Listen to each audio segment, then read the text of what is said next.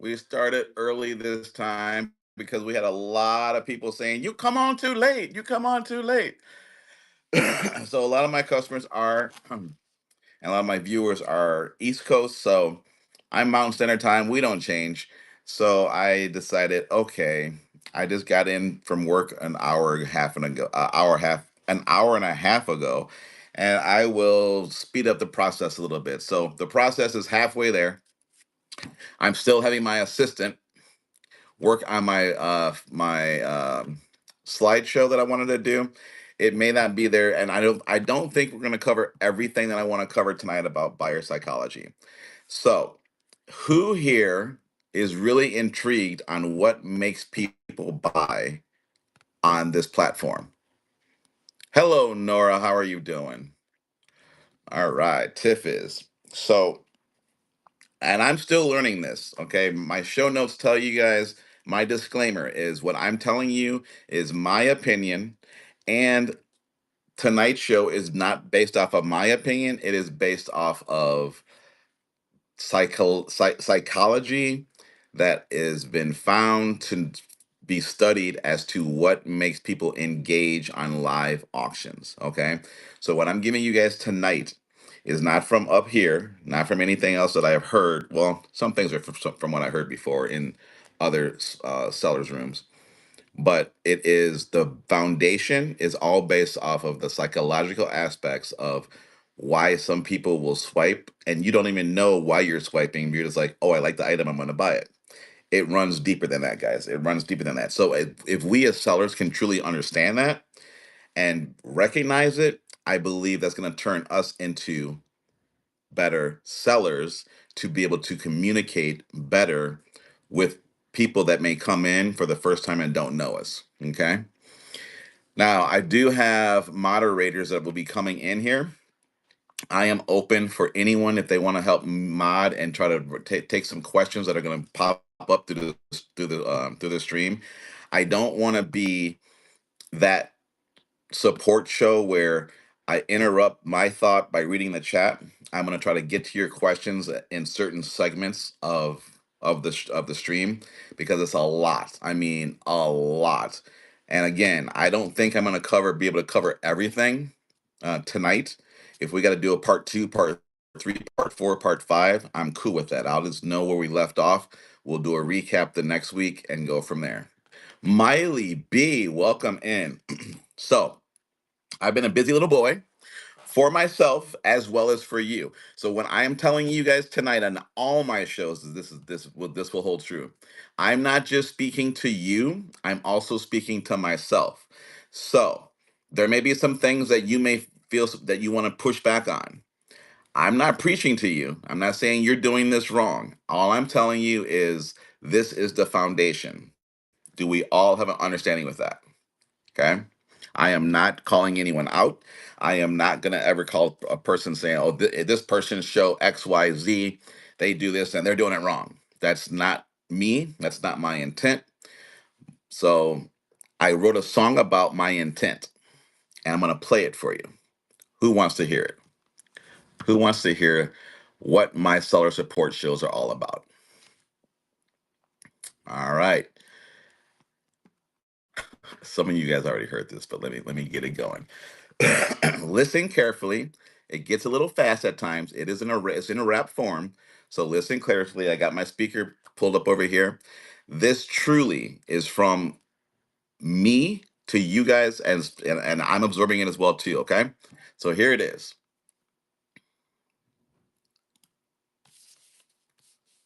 Uh-oh. Oh, there it is.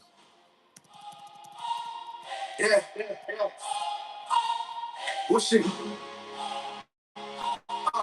Yeah, yeah, yeah, yeah. When those steps in, better like that stage. Step the support leader, bringing fire every page. When I step this tune in, trying to learn the game.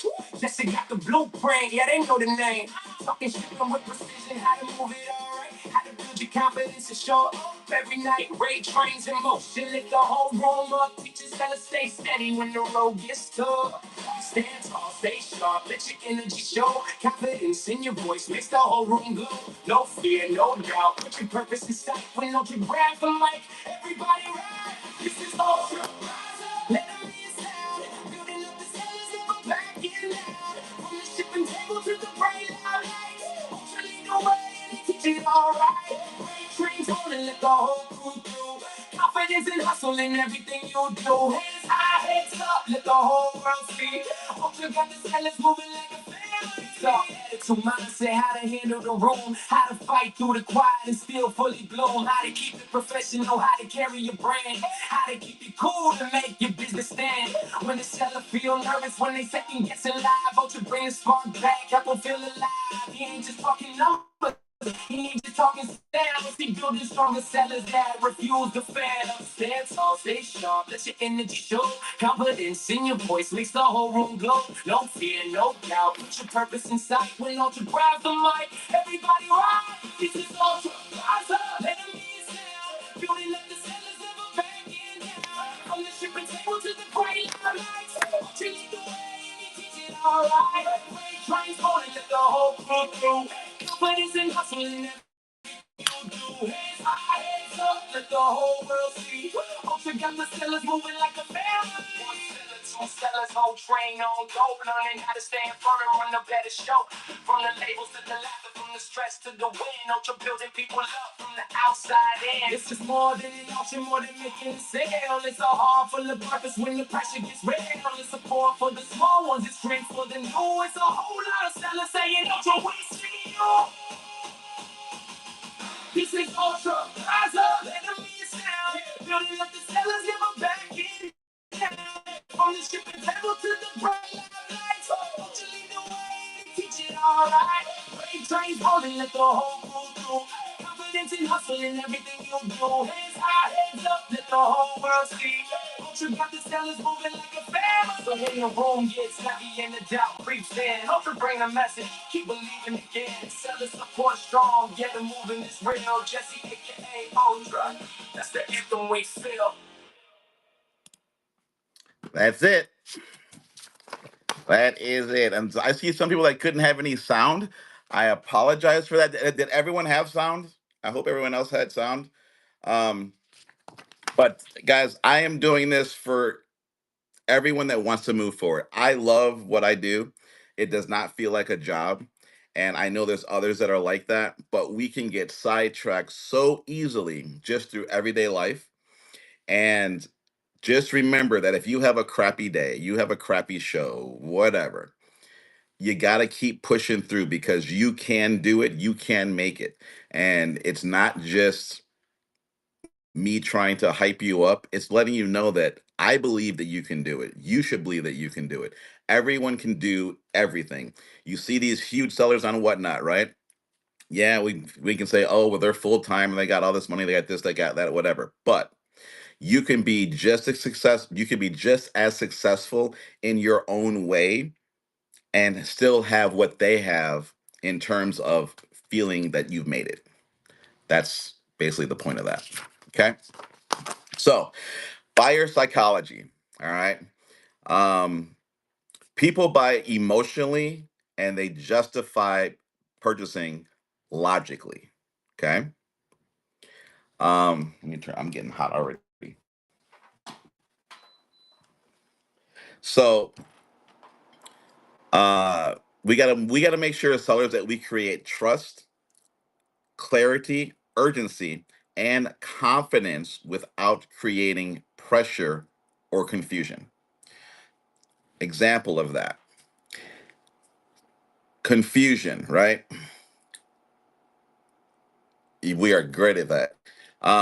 Confusion would be something of an example of you have a show thumbnail of XYZ widget, and you know it's like a hot widget that it's there, but you may have a low inventory stock of them. You may have one, but you're putting it out like, hey, dollar starts and here's this, or low starts, here's this widget that you know has a high demand, that's confusion because if they come in to your show 45 minutes in and you've already run that piece and you only had one, well, they are a little confused and saying, "Well, what happened? Where's this piece at?" Because you're advertising it on screen as this one grail, this one gem, right?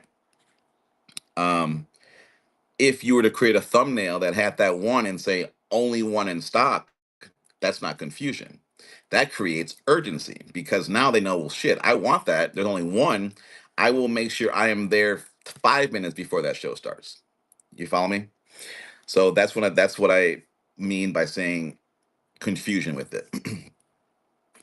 But the emotional aspect of it is how a person feels when they enter your room. How are they welcomed in? Chelsea Steels, hello, hello, hello. Who wants to be a moderator? I asked Darla to come in and other people here. Who all is here that wants to be a mod? I'm gonna mod you, Meg, just in case you want to do that. There's no obligation to stay the full show. If you gotta bounce, you gotta bounce.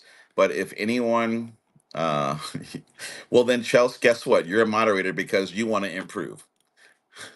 How you like that? How you like them apples? All right. So if anyone else wants to mod, I got Meg that's moderating. If you guys, all you need to do is this: if you see a question that comes up, and I'm looking at my notes, I got my little notes here, all highlighted. Okay. If you have anything that you see something come up, you can hidden message me or whatever and say, "Hey, there's a question. Let's address it because it pertains to this section or this whatever." Okay. Um, all right. You're laughing out loud, literally laughing out loud, right? So let's see. So again, we're talking about the psychology of live selling and whatnot. Why buyers watch, why they trust you, why they hesitate, why they bid, and why they return. Sounds like we all want to know that stuff, right? So, um, I gotta get this flow going here. Da, da, da, da. Which part of those buyer behaviors, the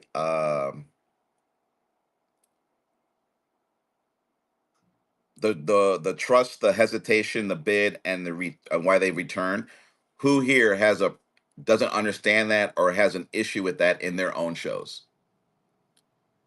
Okay, Joy, are you on an iPhone or an Android? And by the way, guys, this is a rule that I do. There's been an update today for iOS. I don't know anything about Android. If you guys are having any issues on the app, I would highly suggest I'll take 3 minutes, close the app down, go update it, come back. I'll guarantee you that's your fix. You guys need to constantly update this app, especially as sellers. I check the app when I before I stream every time I start my show because they update this app and features constantly. So you have to make sure you are on the latest version of the Whatnot app. Okay. So I will give you guys some times to go out, download the new app. If you're on iOS, again, you can check Android. I don't know Android. I have all iOS devices and get the new update. It was an update last night for iOS. I know that you have some effects with getting into giveaways. It may be a sound issue. So if someone can type what I just said to who's that didn't have one? Um, she can't have sound. Who's the one that didn't have sound? Because I'm going to tell her on text to finish, mom. Your sound was spotty. Who didn't have sound?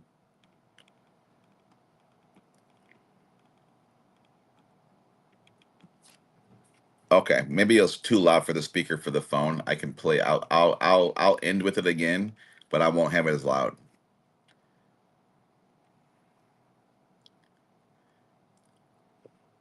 Waikisha, Yakisha, welcome in, welcome in.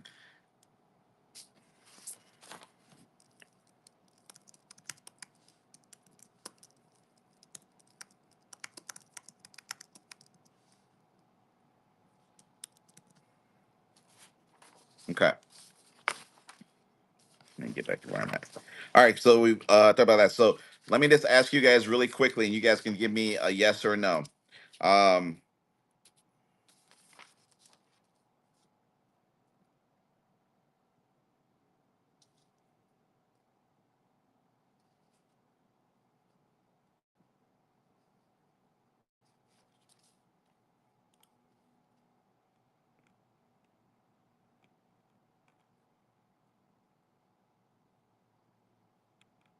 Give me 1 second, guys. I'm sorry. It's my first time to doing this off of script. It really is off of like an outline. I normally just free flow it. There's so many different parts. I don't want to jump from A to Z and back to D. It'll get everybody even more confused. So, all right. So then, what we're going to cover today again is why buyers watch, why buyers hesitate, what drives bidding, how trust affects sales, and how to sell ethically. Okay. Um, I'm it's being generated right now. I'm just waiting. It's this is like 27 slides with a bunch of different topics and different bullet points, and my assistant ChatGPT is having a hard time at putting it all together. So, yeah, that's what I'm waiting. That's what I'm waiting on. It's working in the background as we speak. All right, but I'm running. I'm now just running off of outline notes that I currently have. So, uh, again, so we talked about those 7 bullet points, and we're going to cover the real reason why buyers act the way they do. We'll talk about the trust and FOMO, fear of missing out. That's a huge one on this app. Fear of missing out, urgency, social proof, competition, buyer hesitation, pacing of your room is also important. People say, "What do you mean by the pacing?" I'm going to cover that. Um, your room energy and loyalty. Okay. So which part of buyer behavior do you struggle with most? Getting watchers, getting bids, or getting repeat buyers? So your input is going to jump me to the next section. What do you guys have, if you're a seller, what do you guys have problems with? Getting watchers, getting bids, or getting repeat buyers? Getting bids, right? I'm too new. Just getting watchers. Bids. Bids seems like a very top one. Okay. All right. So understanding buyer behavior helps sellers make better decisions live. Okay. So this is why we're going to get better bids once we understand the buyer's behavior. Okay. All right. So one, this is going to help with the bids if we understand the buyers are emotional. Okay. Live selling adds urgency. Room experience affects the outcome of your people bidding. Seller behavior shapes the confidence. So, if I start a stream, and I've implemented a lot of this already into my personal shows, and I've seen the uptick of people coming in, staying, and swiping. It does not matter if it's $1 starts, $10 starts, or a set anchor price. Okay. It's all in how you, the host, is presenting it. If you have a mind block that I'm not getting bids because they want to see low dollar starts, or they want to see $1 starts, you're stopping the bidding. I'm gonna say it again. If your mind block is I'm not getting bids because they want to see, or they want me to offer dollar starts, low starts, whatever, and get me cooked, right? That's the hot thing on getting cooked. You're stopping yourself on getting bids. How so? Because the way you present your product, this is my product. The way this is my product. The way you're presenting it is half-assed. Well, here it is, guys. I can't offer it for $1, but it's worth X, and I'm a new seller. I really can't afford to set things at $1. You're telling the customer don't bid, because they don't want to see you not make any money. They don't want to put you in a bad situation, but now you're forcing it. You're turning the tables back to them, saying you gotta bid this to the right price because X, Y, Z. Make sense? Make sense?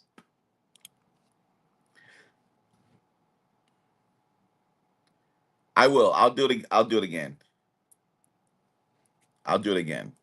Joy, so you got sound now? Joy? Weren't you the one that couldn't hear it, or did you come in late? I had to cancel my show last night. That's okay. Cancellations happen. I've had two in the past week. I've had two in the past week. Okay. And I'm about to break my little rule. I'm about to go free. I'm gonna go freestyling here. I'm gonna jump around with you guys because it's important. If you guys are asking about questions, I'll adapt and I'll jump around through my notes. Okay. And it's a little bit more of a conversation versus a talk. Okay. Um. So if you want more bids, if you want people to bid, you have to be confident that this piggy is the best effing piggy that's out there, and this piggy is worth $45. I'm gonna run this piggy. It honks at you guys. It is the best little piggy. It's a rare piggy. You can't get this off any other stream. It is worth every little penny of it. We're gonna run it for $45. Chat. Here we go. Don't give me a sad story about it. Build your confidence in your item. Don't feel that you're less than because you're not running what you see other people running is low starts or dollar starts. Give me W's if you agree and or understand that. Okay. All right. So that will help you once you build that confidence as the I'm confident that my item is worth and valued at whatever I'm going to start my bidding at plus the shipping. You got to include your shipping, okay? I see a lot of sellers that this pin I can go buy at Walmart, get in my car, go drive this pin in Walmart, it'll cost me $5. Let's say it's not a pen. This is a widget, right? It's not a piggy anymore. It's a widget. If you know you can go drive, a customer can go drive to their local store to get this for $10 and you want to run it for $20, yeah, you're not going to get any bids. Okay. There's nothing special about what you have that you're trying to sell them to have them pay extra. Not going to happen. Now, if they have to order something and something's back ordered or it's out of stock, they don't make it anymore, different story. Even though they can go to I'm going to use my category Coach Outlet, right? I got a Coach Outlet right around the corner. Not every place, not every person in the United States has a Coach Outlet close to them or by them. So, if I go to my Coach Outlet and get a wallet for $20 and it retailed for $60 and I want to run the wallet at $40, yeah, that's value because the people that can go drive to that Coach Outlet to get it for 20, will they buy it from my stream? I don't know. Do they feel like getting out the house and doing that? Maybe, maybe not. But those that don't have a Coach Outlet around them and I'm selling it for 40, is that going to be a great deal to them even if they can go online and order it and have to wait for it and or pay shipping? 50-50, right? So you got to try to keep you got to align a lot of that stuff in with what you're trying to sell and how you expect people to buy something. A lot of people forget about shipping. That's why I'm a proponent of reduced shipping. Why? Because once you get the shipping out of the way, people will bid higher and higher because they don't have to pay for shipping. But Jesse, you got to pay for shipping as a seller. Correct. But is every single person, I've got 23 people in here, are 23 people going to maximize their shipping every single time? No, they're not. It's the law of averages. They're not going to do that. So if I can get your shipping out of the way and I see that you're a player in the game, you're like, okay, this person's engaged in my show and they're swiping, I will take that risk, if you will, you want to call it a risk. I will take that risk to be like, okay, this person is doing XYZ. I'm gonna use A live example that happened this weekend. I had an individual that purchased 24 items from me. Okay. 24 items. And in the back of my head, I was thinking, what is that shipping going to really cost me? Well, there were there were big pieces, there were small pieces, there were odd sized pieces. But because the way I know how the shipping is and I know how my freebies are, I had no issues with it. And to ship 24 pieces in two separate boxes, it cost me $11.85. Now, if I had bundling shipping on recurrently, would I have sold the same amount of 24 pieces? Because every 5 pounds, and let me back up. One box was 16 pounds, the other box was 6 pounds. Okay.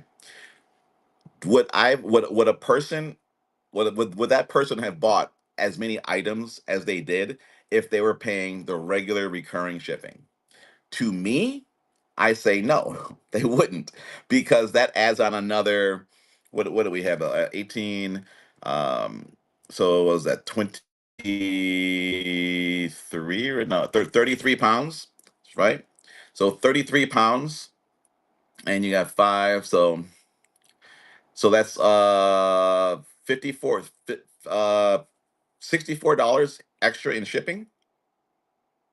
Would they have added that extra, tacked on that extra dollar amount just for shipping? I don't think so. Okay. The seller pays shipping. With reduced shipping, the seller pays shipping, yes. But I structure my shows that I'm going to go big on a Friday night or a Saturday night because I get 5 additional freebies to corrective shipping starting Sunday at 7 p.m. Eastern Time. So if I do a Friday show, I'm not going to ship it on Saturday. I'm going to ship it on Monday, but I'm only going to have 2 days to of I'm sorry. If I do it on Friday, I'm gonna have when I ship it on Monday, I'm only gonna have 2 days to get it to the post office, which is within Whatnot's guidelines. Make sense? Okay. 8.5. Yes, I use Corey Manx. I use Corey Manx study. Okay. So if I'm streaming during the week, Monday, Tuesday, Wednesday, thank you very much for your tip. I do appreciate it. Um, awesome. I love that you're here to learn. We're here to teach, and we're here to just to make everyone grow and get on board. If I then go on a Monday night that I've used my 5 free shipping items, my five free shipping adjustments, and I do a stream on Monday, I'm not going to push as hard to sell any of my items because I don't want a huge order, because then I'm in a position where I may have to pay more than what I'm used to paying. On all my shows on a Friday, Saturday show, excuse me, all my I max out at a maximum. I paid an additional maybe $50. Not every show, but that's the maximum that I've paid is $50 when I've made a lot more than that and had a lot more items sell out. Okay. A lot of people think that you are going to pay through the nose, you're gonna lose your ass. It's not the case. It is not the case. That allows me to have higher prices on the items that are selling because people do not have any more shipping to pay.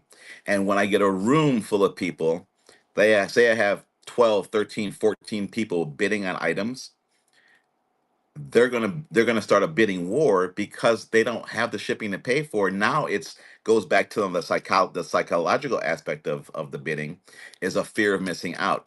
They take practical ownership because I want. And now it's, girl, why you or who I'm saying girl because there's mostly women on my show. Girl, why you trying to bid me up and take this purse from me? Now it's a bidding war. It's like I'm gonna win it just to spite you. Not the best thing to have as a buyer, awesome as a seller, but that is what happens when you remove a barrier, because shipping is a barrier. Even though it's the cheapest shipping on any platform out there, shipping is a barrier. Okay, you remove that barrier for a buyer, they're going to stay in they're going to stay in your stream. They're not going to go jump in XYZ stream because they got to start the shipping process all over again. They're going to stay and they're going to buy more items than they normally would because you don't have that other barrier. I was in a stream the other night where I had free shipping and they're running a lot of low weight items, wristlets, wallets. Then I was about to swipe on another item and I saw 921 shipping. I'm like, whoop, I'm done. And I know what's going on. I truly know what's going on. And I said, okay, I'm done. But if my shipping was free, I would have been playing in that room all night. Okay. You got to be true with yourself. Buy a W in the chat. How many times has that happened to you? Where you were in a room and you're in a buy mode. You're like, yes, I got free shipping. I'm gonna buy this. I want to bid on this. I want to bid on this. But the moment you saw on the bottom of that screen, shipping XYZ, you stopped. So if you stopped, how many of your buyers do you think stopped? So why are we then asking the buyers in our streams, come on, chat, bid, bid, bid, bid? Well, you got a barrier there. There's a barrier. So you have to decide as a business owner, do you want to try it for a week, try it for 3 weeks, try it for 4 days, whatever it may be? Answer your own question by doing it in live settings and say, I think I'm gonna lose my ass. But you know what?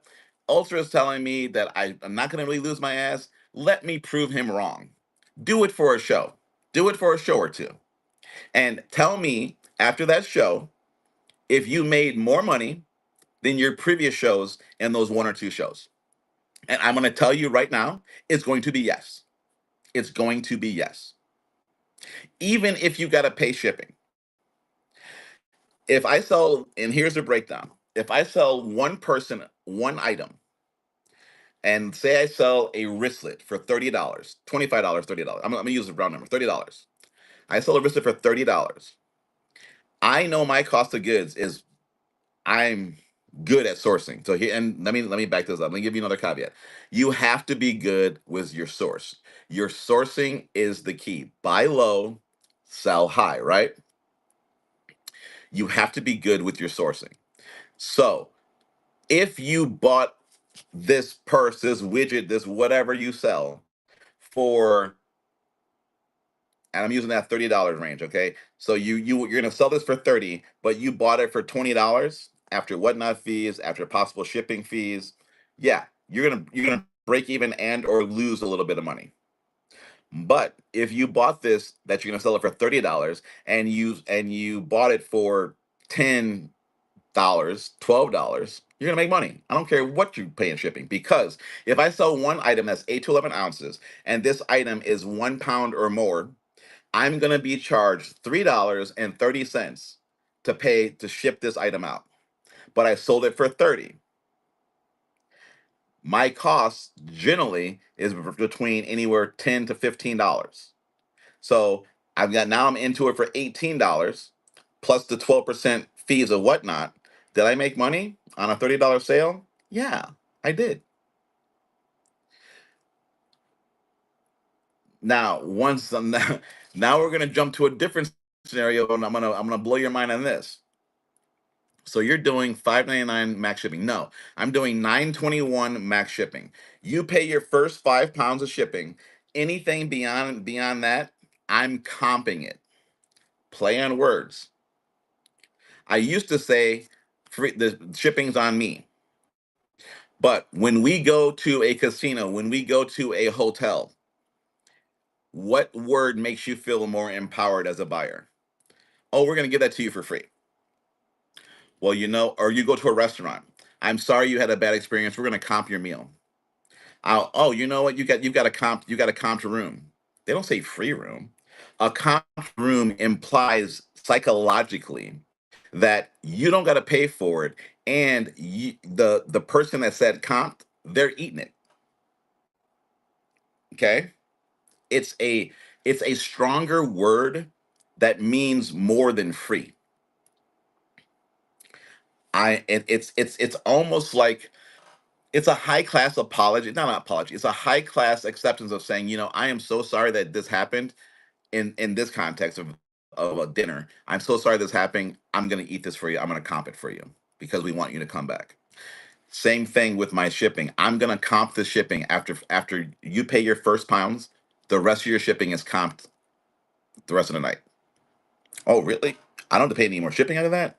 It it psychologically is a better way of expressing free shipping, in my opinion. Okay. Um. All right. I'm gonna pause there. Any questions that I need to go back to, mods? Any questions that I need to go back to, or comments I need to go back to?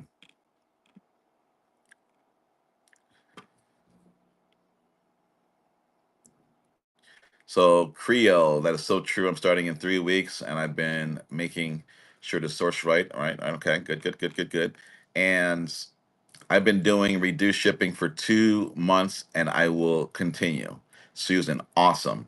Susan, what have you noticed? What difference have you noticed in your analytics?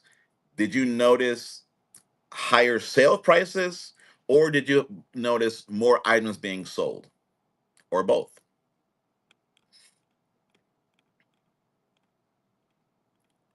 Chili bean. Okay. Is there a formula of cost percentage of value? Jelly bean, is there a formula of cost in terms of the shipping when sourcing? Um,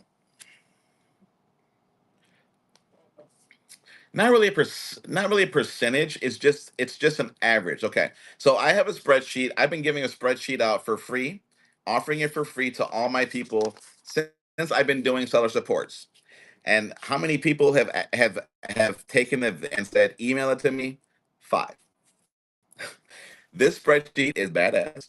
I had it made by a guy that knows Excel inside and out. It's it takes the whole month year, and you put down every purchase that you've done. If you went to Goodwill and you bought one purse for $25, it says Goodwill, one purse, $25. And you do that through your whole 12 months. All right. If you're only 2 months in, if you're only 1 month in, at the very summary back of the screen, it's going to tell you your average cost of goods, what you need to sell your item for at the bare minimum to break even, because it also calculates the 8% commission plus the 3.9% transaction fee. So if you want to know truly as you progress in buying your sourcing of what's going through there, of how much you have in inventory and what your average cost of goods is, this could be a whole nother show, or I can go off on a tangent. I think you'll be shocked to see that you can literally do dollar starts, because people are stuck that I paid $45 for this, I paid $25 for this, I paid $65 for this. So I gotta sell this for $65. I gotta sell this for $45. I gotta sell this for $25. Not true. Not true. How is it not true? And I hope you guys remember those numbers because I don't remember. I said 25, 45, and 65, right? So combined, we're at $135. Divide that by 3 items. I gotta sell each one for $45. That's without the without the fees. So $65 item, if I started at $45, is that a perceived value to a customer already? Yes. If I sell these two, I'm going to have a harder time pushing these two because the value may not be $45 or more. You follow me? So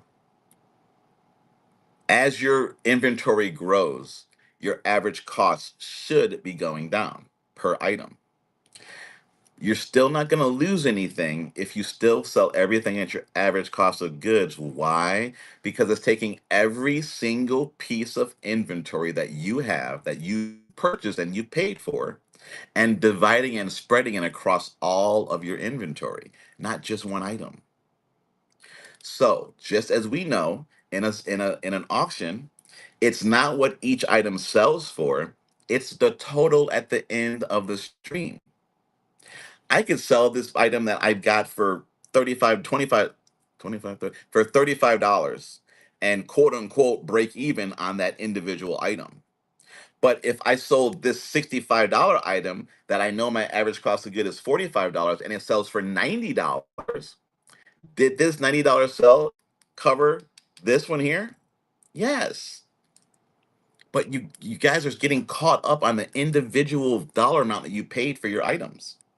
You can't you can, but that's what slows you down. That's what slows your momentum down. If you know your numbers, I'm a big fan of Marcus Malonis. I don't know if you guys know him from The Profit. Love that show. You got to know your numbers. And I was talking to a buyer that I just off of Whatnot. I bought 7 purses for $145. Okay, and some of those purses, there's a Coach, there's a Brighton, a BB, a MK, and some other purses. Okay, and I'm over here calculating, making sure my numbers are where they're going to be at, and I'm higher than what I want it to be, but because of this individual, I like that individual. It's like, okay, I think I can run those more in my streams. I went up to an average on that purchase of about $20 a unit, right? Now, I like to be at that 10 to 15, 25 be my maximum, but you gotta buy in bulk. If you buy onesie, you're gonna screw yourself.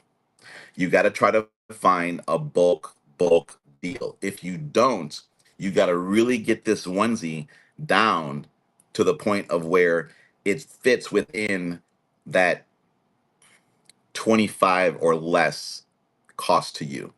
And I'm talking purses. I'm not talking whatever it may be. Your category may differ. Okay. So that's how that runs off from there. So if you can wrap your head around average cost of goods and knowing that I don't have to sell this, and I've got over my number that I have right now, I've sold 900 items this year.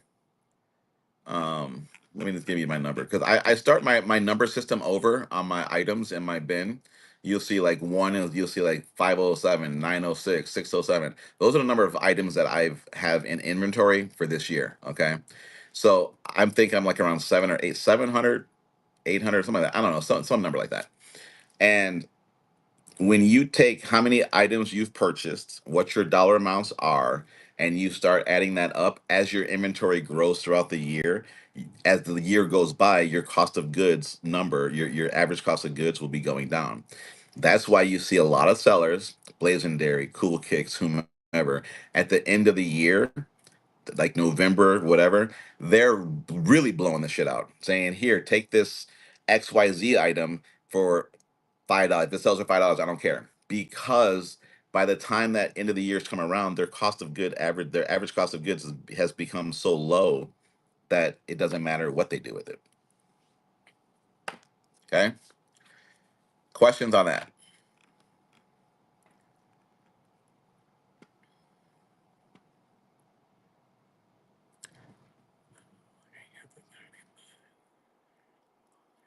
Okay, so we're good. We're good on that. All right. So now we talked about the energy. Now the confidence. Um, can I get the spreadsheet, please? I will give. I will let 5 people get the spreadsheet. The first 5 messages I get with your email address, you get it. After the five is going to be a charge. I will sell it and I'll put it up for sale. Um, I will put it up. We got 25 people in here. Screw it. Whoever, because anybody else that comes in after this, I'm not going to repeat it. So anyone message me with their email address, you get a free, you get the free spreadsheet. Okay, but I'm not repeating it the rest of the show. So these 25 people that are in here now, you have the opportunity to do it, and I will email you the thing from there. It's got all the rules in the front page. Everything is there. Okay. All right. That's my gift to you. All right. So going back to the confidence, right? We were talking about the confidence of how you sell the things if you want to get the more bids. All right. So the way you do that is being confident in what you have and don't feel less than or don't feel shy or like you're imposing to do that, because the next thing that makes buyers not want to bid is fatigue to them. If they feel like they have to do work, let me back up. I've always kept saying, and I said it what up to maybe 3 weeks ago, 2 weeks ago. Why do people don't chat in this app? Other places like Poshmark, whatever, they chat all day long. But why don't they chat here? Well, a lot of people may get off work, may just want to come in for some entertainment purposes, look around, browse, window shop, don't feel like engaging. Cool, that's fine. But we as sellers have conditioned ourselves to be like, I need a response from them. I am 100% guilty of this. Myself, I'm 100% guilty of this. It's a natural thing that we all do because we're used to communicating in a volley, in a back and forth, right? In person, but we're not in person. When I was reading over this information, I was like, damn it, I've been messing that up the entire time. Because being when I'm saying to my room, guys, talk to me. What do you want? What do you want? What do you want? I'm putting my job on them. I'm the business owner. I'm the one hosting the stream. Why am I going to ask my customer, you, to come into my room and tell you what you want? I should be the one showing you what you need. Okay. Granted, we do a lot of work as it is already, but we need to be responsible for making the bids happen. And the only way to make the bids happen is to have an environment that makes them feel safe, makes them feel warm and inviting, and saying, "Here, we have this item going for this. Run it. If and again, if you don't want to run it for a dollar, don't run it for a dollar. But run it at your best price that you can do. That is your bottom break even or your bottom profit area that you want to run. If you don't want to run this $30 item and you want to and you know you gotta to make money, you gotta sell it for no less than, I don't know, $18, then run it for $18. Okay. Another tangent we can go off of on that same topic is a lot of people compare their item that they got a great deal on to eBay, Poshmark, other sites that you may compare your items to. And that's fine. That gives you a judging point, either on soul comps and or on live listings, right? But if you bought this item for $10 and you've seen it listed on another site for $60, or you've seen a sold comp on another site for $50, what is it that you don't know about that $50 that was sold? You don't know how long it sat on that site to sell for $50. Okay. You just got a comp. The comp may have been recent, but how long did it sit to sell for $50? right? So if I tell you now I'm in my stream and I say this sold for $50, the variant that I'm not telling you is I don't know how long it took to sell it for $50, but I saw that number and I want it. You bought it for 10. You saw that it sold recently for 50. Should you be happy at 20? Should you be happy at 25? Yeah. Why? Because if you can get the fast dollar, if you can get the fast, well, I don't know what the saying is. If you can make some money on it quick, then sitting on it for 3 months, 2 months to get, I don't know, $25, does that make any sense? No. Let that money where you got money, you got fast money. You got that money sitting on the shelves doing nothing for you. If you bought it for 10 and you sold it for 20, you got $10 profit. Well, let's say you got $7 profit, $8, $6, say $6 profit after fees. You got $6 profit that you can turn that $6, stack it back onto the original 10. So now you got $16 to go buy something. And if you keep repeating that process over and over and over and over again for that fast money, you would have made the same amount of money if you sat on this item to wait the full 2 months, 3 months to sell it. Jerry, you idiot. Guys, give me W's if you understand that. Do you understand that principle? Do you understand that? Okay. So it's good to have that, and you can and try it. I'm not saying don't start it at $50. Hell, go for the shoot for the moon. Shoot for the moon on one show or two show. But after your second show, understand it didn't sell for that. Let me lower my bar. Let me run it for $35. Any bites on $35? Maybe, maybe not. Maybe $30. Or instead of having it in your auction tab, put it to your buy now. Don't reserve it for live, and put accept offers. Maybe your silent salesperson, your bin will sell it for you while you're not live. Or maybe when you go live and it's under the buy now tab, someone will send you an offer in your screen. It'll come across your offer. You got an offer on the piggy. You see what I'm saying? Those are different tools that we can still talk about that later on, but those are also different tools that you can do to try to see if you get that person that doesn't want to talk in the stream, or they don't want to engage with you. That's fine. Let me put some pieces in my buy now that they can send me an offer silently. They don't need to say anything. There's so many tools that we do not use that Whatnot has that other streamers use constantly, and those are the things that makes the difference in the sales. And again, I'm speaking to myself.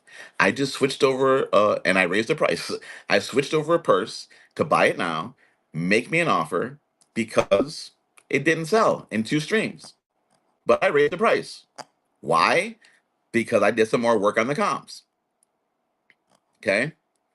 So play around with these different items, play around with these different systems, see what works for you in your category. There may be things that do, there may be things that don't. Never know if you should bin it or auction it. That's a okay. Most people in our category, and Meg, since you're in our category, I'll talk to that. Most people in our category put their higher dollar items in, or maybe okay. Let me back that up. For me, it's their perceived higher dollar items, or maybe items that they've had to pay up a little bit more than what they really wanted to for a unique item in their buy it now and accept offers.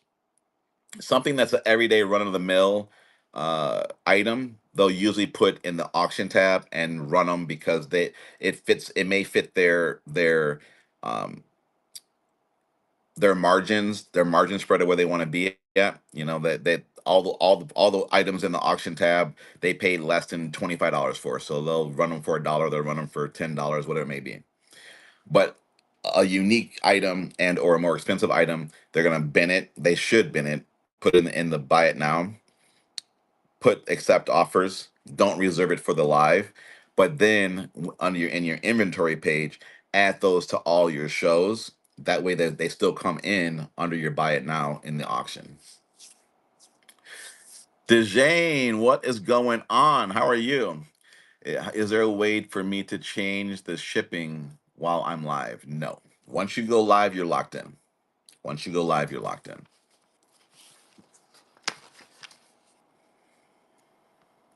On an item. Oh, are you questioning for what you were saying, Kim? Okay. So let's see. We got answer that time. People.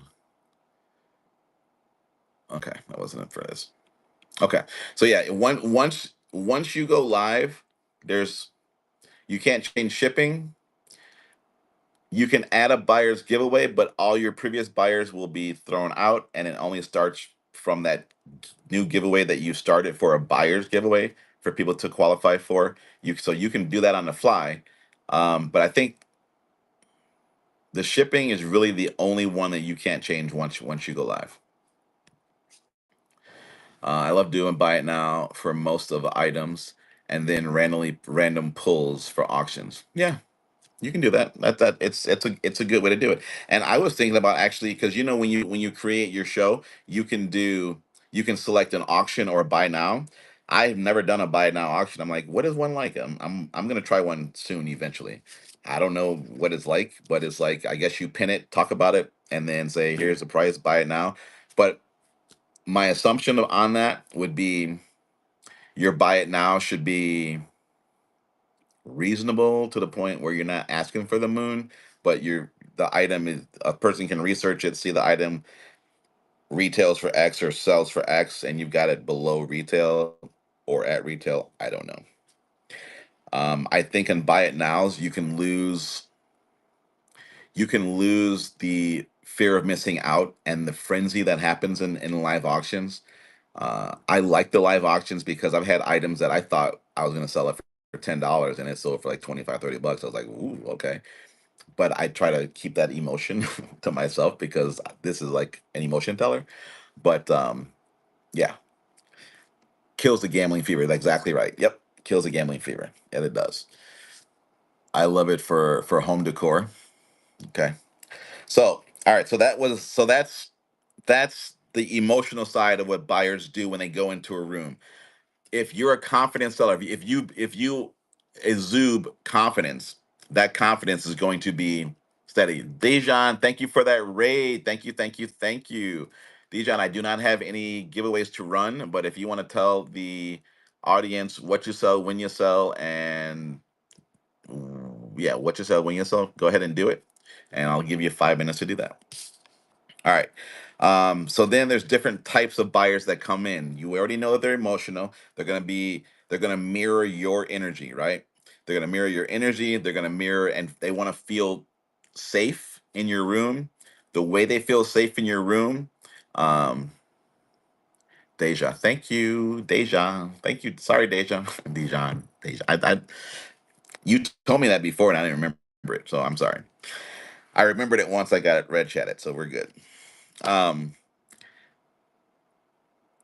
what makes other buyers feel comfortable, and let's pull this real quick, guys.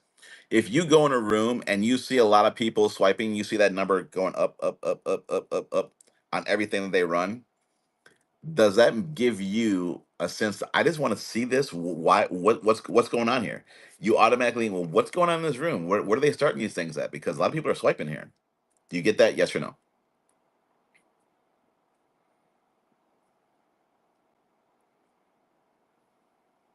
Yes. I think that. I go in a room and I see a lot of people bidding on something, and I look what's on the screen. I'm like, okay, that's cool. And a lot of people are bidding on it. I'm like, well, why are they bidding on it? So I'm thinking, well, what is this seller doing to get these people to bid? Is it the start price? Is it the pace? Because here's the issue with the pace, and this is true for rate trains, in my opinion. If and I'm gonna use and I'm gonna say his name out because he I don't think he matters. If I am in Jerry's show and Jerry has a bunch of people that are swiping, swiping, swiping, swiping, swiping, swiping, swiping. and he raids into me. If I cool that mentality down by talking and not getting right into an item to run, and I let them cool off of that buy. I just lost a fever. He built it up for me. Okay. He had them primed, ready to raid into me. And I'm now putting a hard stop because I want to do my show. I need to be able to see what his show is doing, how they're swiping in it. When he raids into me or whoever raids into you, you need to be able to pick right up from where they are because they're in a buying mood. They're in a buying frenzy. But if you hard break them and you stop them from that, they're gonna be like, well, okay, I did spend a lot of money over there in Jerry's show. I don't think I need to spend that much over here now. You follow me? That's part of pace, So you've got to be able to keep that pace and keep that synergy going because either he worked hard, didn't work hard, he had great products, whatever the issue may be. Again, if your roadblock is, well, I'm not Jerry, I don't have what he has, then guess what? You're going to fall on your face. But if your thing is, well, damn, if he can do it, I can do it. I got good items. Let's run them. Here they go. And the buying continues. That's why we always say, stay on the train, guys. We got some great sellers. We got things going here. And the other thing is true. If you have a people and you are the Jerry, you have people that are bidding, and your handover, your raid is discombobulated, and people start dropping off, you lost it for the next seller. You follow me? So you should always know on a raid train who you're going to raid into. Don't announce it 5 minutes before the show because people are like, oh, well, it's over with here, so I'm leaving. Okay, don't do that. Just do your last giveaway, whatever you're going to do. Here's another buyer's giveaway, guys. Put up while that giveaway is running. Put up that raid, the raid screen. How you get ready to do your raid. Pull that buyer's giveaway. You get the winner. Boom, transfer them over. Have I done that? No. Have I learned to do that after reading this? Yes. Okay. That's what I'm telling you. I'm not just talking to you guys, I'm also talking to myself because those are small, small techniques that we all can use to help each other out on a rate train. Okay. Any questions on that one? Okay. So here are the buyer types. There are deal hunters. If you hear me call it that you of a type that you identify with, give me a one. Okay. We have deal hunters, collectors, impulse buyers, repeat supporters, cautious buyers, and competitive bidders. All of them need different things from the seller. Okay. So you guys are following my fingers for the numbers. That's quite interesting because I was thinking I should stop it, but I didn't want to stop it. Okay, I like that. Thank you. That's good. That's good. So we've got one, two. We got two deal hunters, two self-proclaimed deal hunters. We've got three fours, repeat supporters, and we've got an impulse buyer, no cautious buyers. Oh wait, I'm sorry. There's people that didn't know the numbers. We got impulse and repetitive. Okay, so we got two and two. Okay, good. Uh, cautious. One, two, three, four, five. No cautious buyers. No cautious buyers. And six competitive bidders. No competitive bidders. Well, where are your competitive bidders at? Where y'all at? And then we got Rogan. One and two. We've got deal hunter and collector. Okay. Man, girl, thank you. I appreciate that. Thank you. Awesome. Okay. They got the big money and we don't, right? Exactly.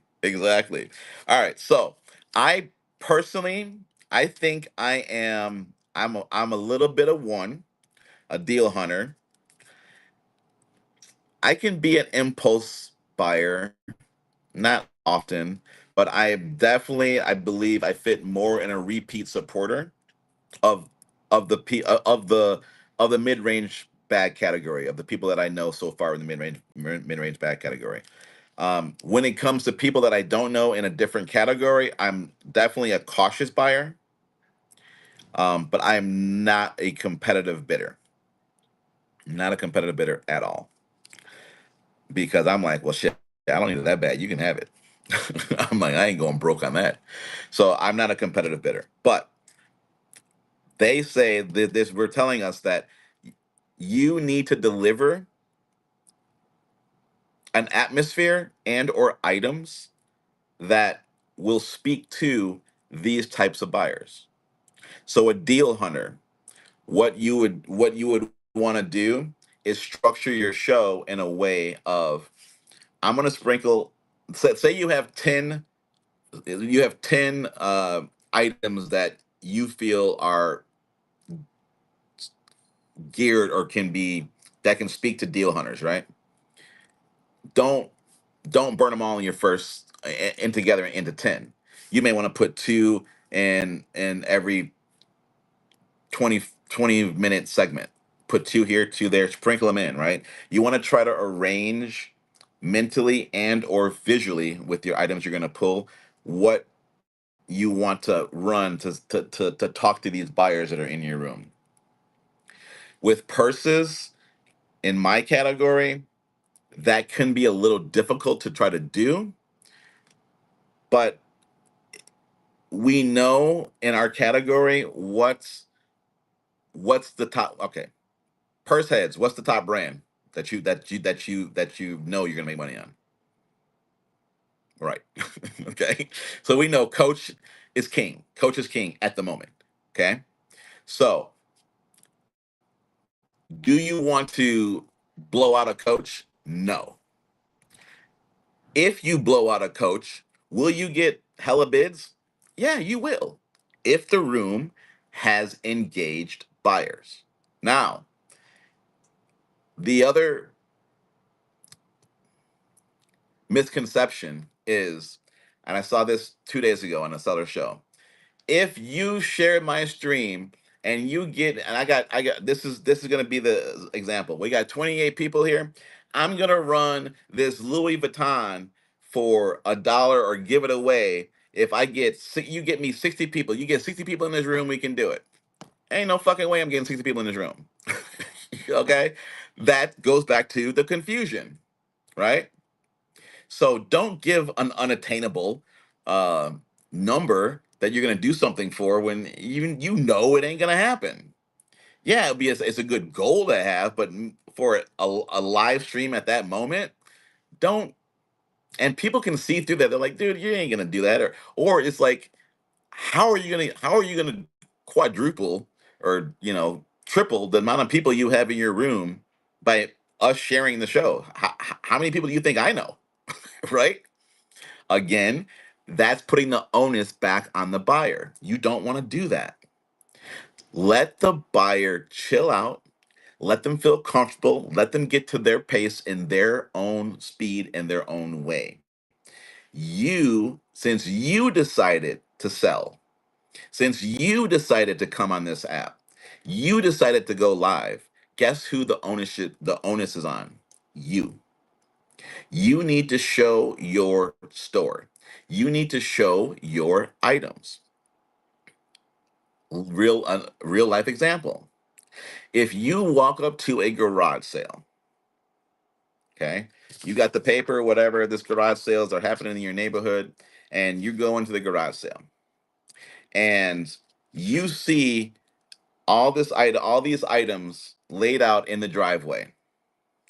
But then you see items behind where the person may be sitting at a table, some items behind in the garage behind them, and that person is willing to sell those items, but they don't have them set out that way. Who gets the great deal? The person that says, hey, are those for sale too? Or is it the person that says, I'm going to wait for him to bring those up? You can say it's 50-50 if you wanted to. But being the seller, is the seller doing themselves disservice by not saying, "Hey, you guys are here as well. I couldn't, I couldn't bring all this out. I didn't have time to bring this out, but just let you know that stuff over there is for sale. Is for sale as well too. If you want to see it, you're more than welcome to go back there and look at it." Okay, I can understand that. But if you don't show it, how do you expect it to sell? How? Right? If I don't show it, how is it going to sell? So it may get tedious, and it's against our human nature to see the clock tick down and you have no swipe there, and you've done it 4 or 5 times, 4 or 5 times, 4 or 5 times. That's fine. It's a learning experience, and it's a practice for you to try different things to see. Who here has been in one of my streams from months ago, and I stopped doing this from months ago, that I would run something and I'm talking to you as I normally would do as if we were face to face, which is a different scenario which I need to adapt and change. And I said, well, there's only two reasons you're not swiping on this. It's either their price or it's me. So what's the real answer? The price. If no one is bidding on something, and I implore you to try it. If you're in your room and you run this 3 or 4 or 5 times, say, y'all, is it? I got a question to ask you. There's only two reasons why you're not swiping, and you got to make it not like condescending. You got to be all upbeat about it. Like, I got a question. Okay, is it the reason that y'all aren't swiping on this? Is it me? They're like, no, Jesse, we like you, we like you. Oh, so it must be the price. They're like, yeah, it's the price. Okay, well, what do you want it for? I just got them engaged, and they don't even know it. Well, what do you want it for? Well, you're running for 30. Could you take 20? Absolutely, let's run it for 20. Now, let's take the different scenario. All right, Chad, go look in the shop. Tell me what you want to see. Tell me what you want to see. Give me an offer. Are they gonna do it? No, they don't even fucking talk. Why are they gonna give you an offer? If I run it and it's in front of them and they're like, wow, that really is nice. It really is cool. I do want that. And then they don't swipe, but you ask them, is it the price that's making you not bid? And people are like, yeah, the ones that really want it will say will respond to you. And if they don't respond to you, drop it down $5, drop it down $10, whatever your room that you may have on that item. Get them to get engaged. Get them to get engaged. Well, no, if it's a dollar, you're gonna get. If it's a dollar, okay. Well, here's that scenario. All right, um,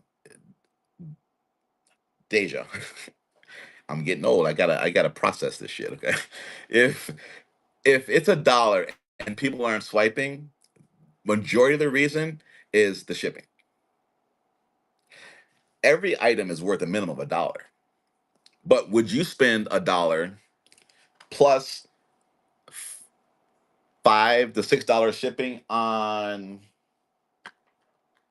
this on a ruler? Would you spend $6 total on this? But sellers belittle a buyer by saying, y'all don't want this for a dollar? And I'm saying, no, asshole, it's $6, not a dollar, it's six. You follow me? So if something's not running for a dollar, then bundle. Okay, so because if you're into this for a dollar, don't be selling it for a dollar. You should be into this for maybe, I don't know, 15 cents, 25 cents. All right, we got four of these running for a dollar.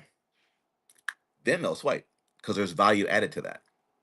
Miss Yam is in the house. How you doing, Miss Yam? Great to see you. Okay.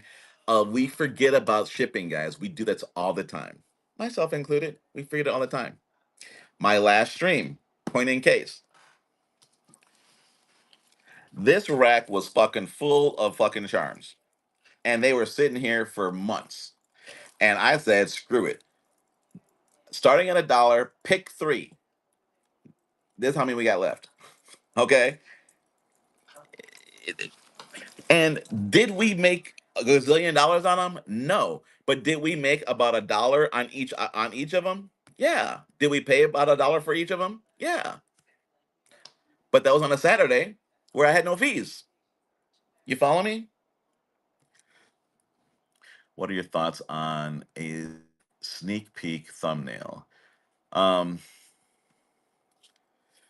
a sneak peek thumbnail is good if you have if you sneak peek a large quantity of items that you can sell.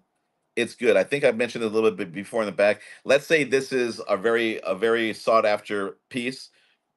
You do a sneak peek thumbnail of just this one item in the forefront, and you got the rest of your major stuff behind it.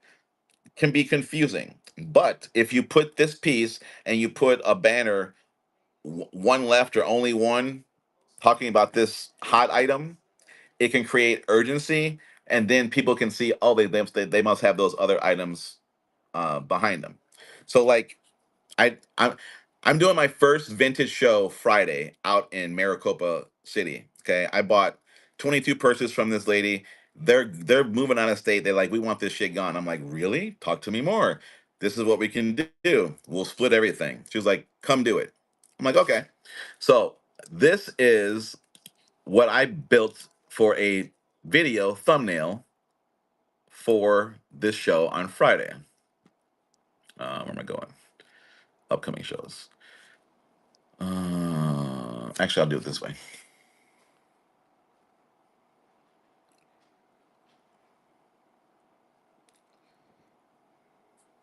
So it's the antique auction show right there, right?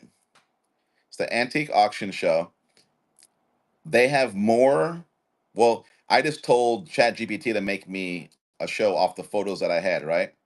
But then I put a cap cut video in there.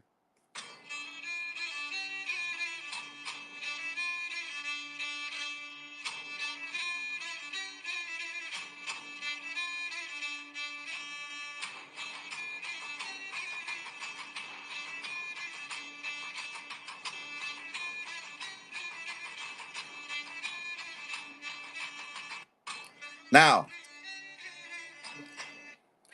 if you saw something that triggered your eye, how many times are you gonna watch that video again to see it again?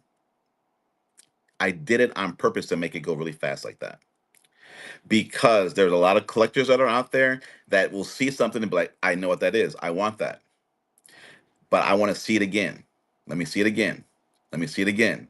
And then they'll know that yes, I did see what I saw, and I want to go into that show. Okay? That's You've got to try to think about, as you as a buyer, how would you react to something that way, right? When I saw all those dishes and those antiques that are out there, I'm like, I know they're gonna eat this shit up on whatnot.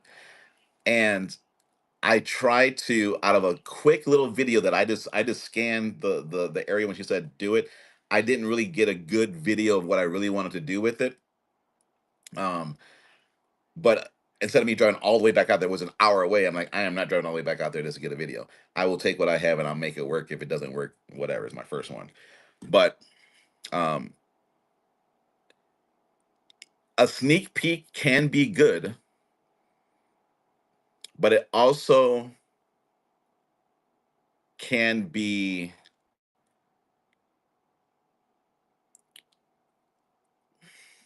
how am I gonna say this?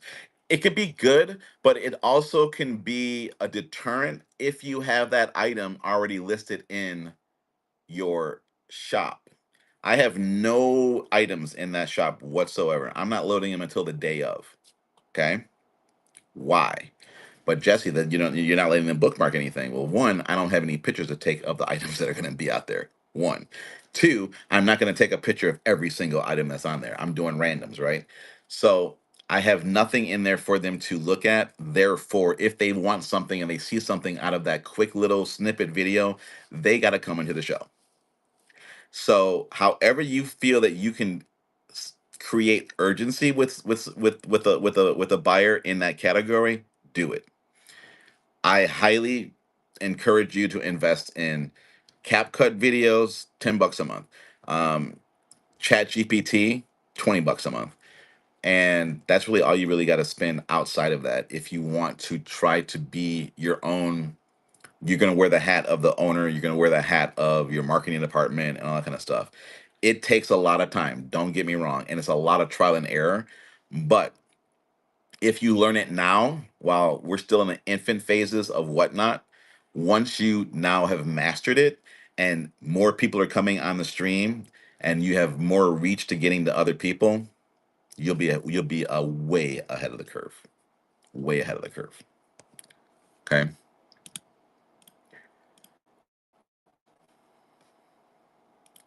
All right. So we talked about the buyer types, right? We know that we got some deal hunters, collectors, and impulse buyers. So not every buyer is motivated the same way. We got to try to tailor ourselves to talk to some of those people that aren't maybe like us that are motivated visually by, ooh, it's a Coach, it's a Daphne, it's a this, it's a that. I want to buy it and I want it because I already know those values in my head, right? A lot of people are, ooh, it's cute, I want to buy it. But how much will they pay for it being cute? They didn't say they needed it. They was like, oh, it's cute. We know the reason I'm in the purse category is because women rule this app. Point blank. Women rule this app. If there were no women on this app, there would be no app. Because we don't buy like you do. I was selling sneakers. I liked the idea of sneakers. Yeah, I got a few here and there. Then I said, where are the buyers? Where are the buyers? I looked in the women's contemporary. I'm like, damn, really? And I'm like, I don't want to do the clothes. I did the men's clothes, women's clothes before, the sizing, the pit to pit. F that. Couldn't do it. Thank you for that purchase. Anyone that wants to rewatch this and rewind this, you can just buy a card, buy something really inexpensive in the buy it now, and you'll have a video receipt like you normally would on any purchase, and you can watch it back and forth. Okay. Um, then I started looking at fashion because I was always good about fashion. I liked fashion. I thought it was really interesting. It was cool. And I looked at the purse category. I'm like, wow, there's a lot of purses there. And I'm thinking there's a lot of purses around me as well too. And women love something that's cute. And I said, well, let me try it. And if Miley BB, are you still in here?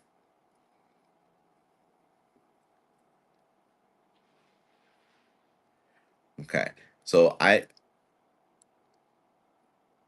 no, Miley BB. This girl, Miley BB, was in Envious Deals room. And this is when Envious Deals was doing Amazon pallets. You know what? Let me just try to get her in here real quick.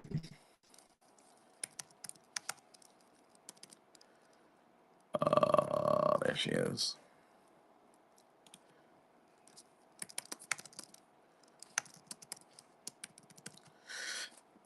Miley BB, I met her through Envious Deals in Envious's chat in the Envious room when she was doing Amazon deals.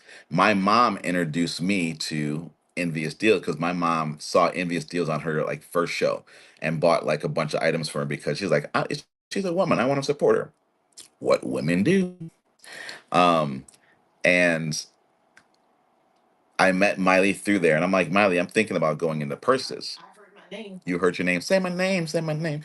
So I think Miley, I think I want to go into purses. So she's like, I got a bunch of purses I can sell you. I got too many as it is anyway. And I'm like, I don't know anything about purses. And she started telling me about Kenneth Cole, Juicy, Coach, all these other different brands. And I bought my first bundle from Miley. And that's how my whole purse journey started going around. She started teaching me more about purses, about leathers, about interiors, this and that. And I learned it from her. And ever since then, it's been to the moon.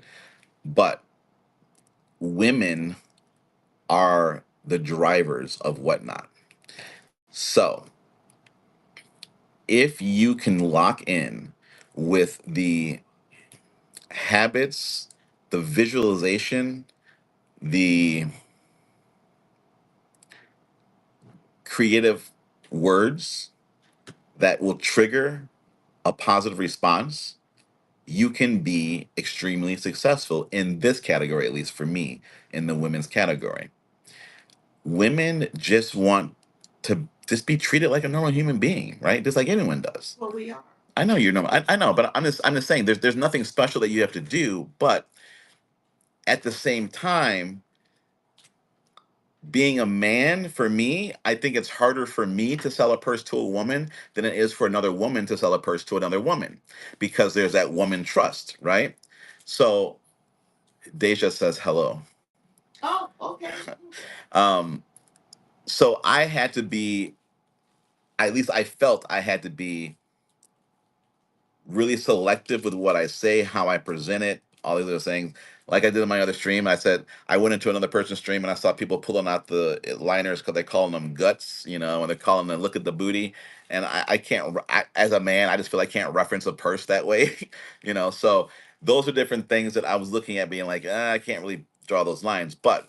I don't even think about that anymore. I am now just talking about the beautiful piece in front of me, and I'm trying to keep myself in the background, still a personality, but in the background, second to the piece that I'm actually showing.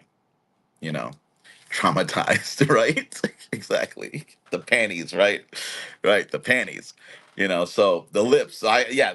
There's no way I would ever do that on live stream and saying, "Look at the lips." I'm like, "Oh, That's so rude. yeah." I just couldn't do it. But that's my journey on whatnot to where I am right now. And now that I feel cemented in this category, that I like it, I understand it, I'm cool with it, I now want to grow and really learn the aspects of how to I how do I get to the next level of a and I'm just gonna use a generic, I'm not gonna name a name, of a streamer that has more than 50 people in the room. But I'm sort of scared of that as well too, because I don't want to lose the connection that I have with my customers that I have now, because I feel that's manageable. Is it really manageable for me to have the way I speak and manage and talk to my customers now if I have 150, 250 people in a room that are active buyers? I don't know. I don't think so. And I think that's my inner turmoil. But I will cross that bridge when I get there. It's that we're all going to grow. It's just how we manage that growth is the best way I can really put that. Okay. I've been selling on Whatnot for April. January Oh, 2025. there you go. Thank you. Since January 2025. Yep. All right. Um, all right. So attention is the first conversation, guys. That's the next one. This is number 4 out of like 25. What are we doing on time? It's 6 o'clock. Okay. So attention is the first conversation. Before buyers bid, they have to stay. Before they stay, they have to pay attention. Okay. What wins attention? Title, thumbnail, opening, clarity, and room energy. Okay. We talked about that a little bit earlier, about the thumbnail, the title, and all that kind of stuff. For some categories, if you're selling like jewelry, you don't want to do like an AI photo of something like that. You actually want to use the actual photo. Maybe you want to put a AI background on it, but you don't want to. And even with purses, you don't want to generate an AI image of your purse as your thumbnail. You may want to do like a generic. I have generic thumbnails of purses, but not actual purses that people would wear. Just like shapes of purses. Um, but you want to create a thumbnail that's eye catching, pretty for me, because I'm speaking to women mostly. Um, that's going to make them want to stop. So, what I just told you is the same thing I tell ChatGPT. Make me an image, 1080 by 1920, Make me a 1080 by 1920 thumbnail for my whatnot auction that is show stopping, that makes people stop scrolling, and I'm selling purses in this auction, and it spits me out what I want the first time. Okay, if you're using your AI, your prompt is everything. Tell it exactly what you want, and it will spit it out for you. Get their attention, get them in the state. That is correct. What loses attention? Confusion. We talked about that earlier before. Number one, dead air. You just sitting there looking at them saying, "What you want? What are you gonna do?" Okay. Dead air, weak opening, and chaotic energy. Chaotic energy is a broad term. To me, chaotic energy is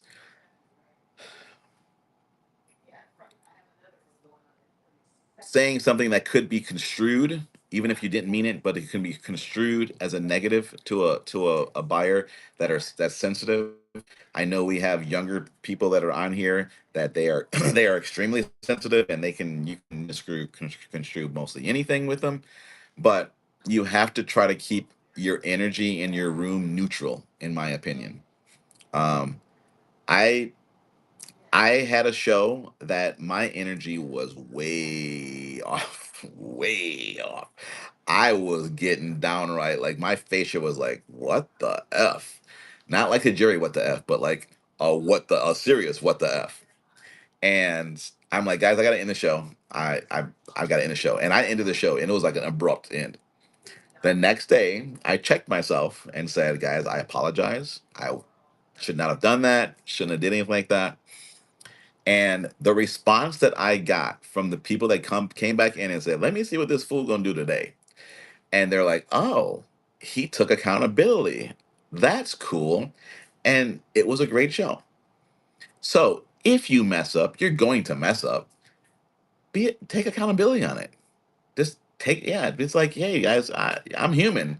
I messed up. I had a bad day, and your your low bids didn't help it. You know what I'm saying? But what I found out for me that put me in that situation was I had an expectation of my product that it should get more than what it was going for. So I put my own roadblock into it by thinking and saying, oh, yeah, that purse is going to sell for X, or that purse is going to get a lot of bids, this and that. And when it didn't happen, I was like, are you kidding me? Right? When I should have no emotional investment in any items that I have. They're items. I'm here to sell them. I'm not a museum. I'm not a collector. If I do collect, I'm never going to show them to you to auction them off. So there's no emotion. I should have no emotion to them. I may be intrigued or in awe with the item that I may have, but I should not have any kind of emotional bond to that item, and nor should you. Because when you do, that's what can also stop you from selling the item at a profit, maybe not the profit that you saw on well grab. Maybe not the one you saw on a comp, but you can't be emotionally attached to them. You can't.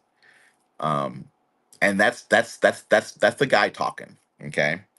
A lot of women, they can be emotionally attached to the items. They could have been old items that they had that they pulled out of their collection to sell, and they could have some sentimental value to them. It could have a point in time where it was a different time in their life.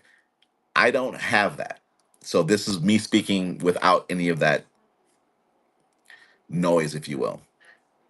But do your best to try to separate that emotional aspect to it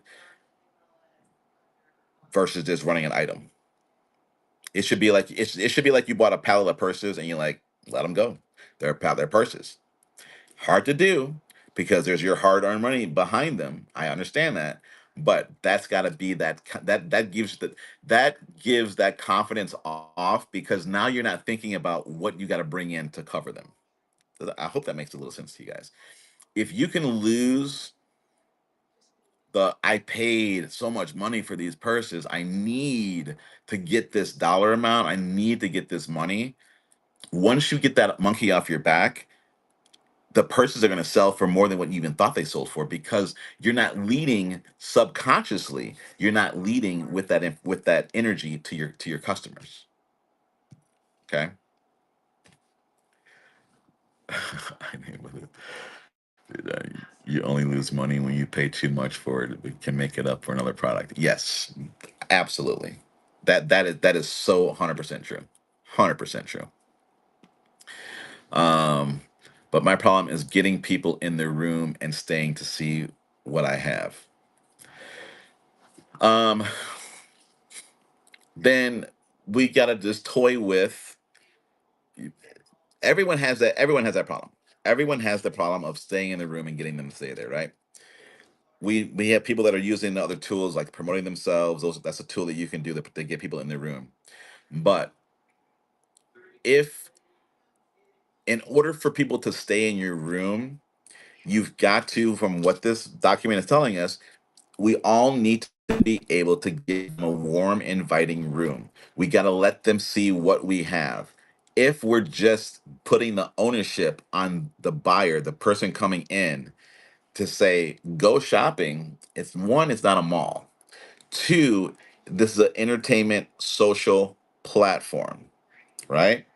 So we are all used to, and I've said it myself, that I put so much damn work in photographing these things. I've been sourcing them, I've been doing everything else. I've got great prices on them. Now I just need you to go tell me what you want. It makes logical sense to a seller. It does. It makes logical sense to a seller. But guess what the buyer says? I don't give a fuck. Because I don't care. I want the purse. I don't care what it took you to do it. You decided to sell. So why do I need to do something? If you want my money, you need to tell me and show me what you got. That's the honest to God truth, you know? So we just have to try and experiment with different ways of showing our products, welcoming the people in. I picked up one, was it Sunday, Monday, from a seller that had in their show notes $2 off five, $5 off 20. And I'm like, that's a good damn idea. One, people don't read the show notes. Number one, they don't. That's a good way to have them open the show notes, right? I got coupons in my show notes. Oh, well, let me go in the show notes. That's an engagement aspect. Okay, you're getting them to do something, right? Then when they get in there and you use your code, use the code for that. All they got to do is click a button. Don't have them copy and paste and put it in the wallet, because they're going to interrupt your chat and saying, "Hey, the thing didn't do it." You put the slash coupon code, and it turns it into a button. It's in your coupon thing. I forget what it is. Okay. How do you do coupons? I wrote a song about it. Like to hear it? No, I'm just joking. Coupons under marketing in the Seller Hub. Go to coupons under marketing under Seller Hub, and it walks. It's very plain and simple, very straightforward. Here it goes. um, but I liked that aspect, one, because I was thinking about engagement. How do we get the buyers to do what we want them to say?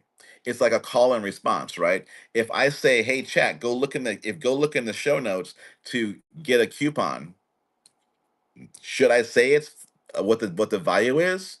I don't think so. Maybe if I leave it unanswered or unspoken, they're definitely going to go look to see how much it is, right? So hey, I got coupons in the show notes. That's a call and response, because now I know they're going to look at it because it's money. Now, if I can get them to do that, and they're gonna click on the button in the show notes. They're gonna put it in their wallet. Now, if you as a seller visualize that 23 people in the room, half went to go into the show notes, click on that button, and put the coupon in their things. They're loaded. They're ready. That's a if you could see them doing that in the app, you would then know, oh, we got some buyers in this bitch, right? Give me some W's. Do you follow me? Do you understand what I'm saying? Okay. So if you can mentally visualize that and say to yourself, okay, I said that. Now I know some people put those coupons in their wallet. Let me run something, right? So those are the things I'm talking about. If we can get them to do at a minimum one thing, put something in the show notes, even if it's a dollar off $5, this whatever you can afford, right?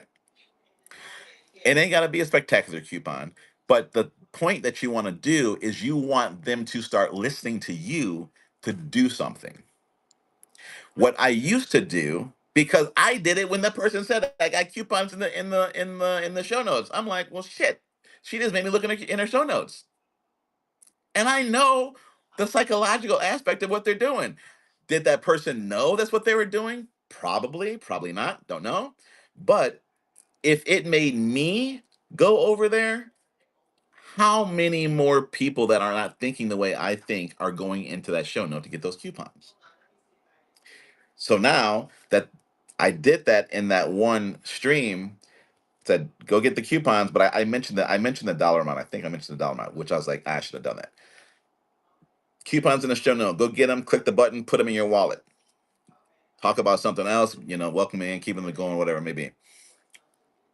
If you then say, hey, I got other hot deals I got some great offers or great prices in my shop, go take a look at those. They're even available for you to make an offer on.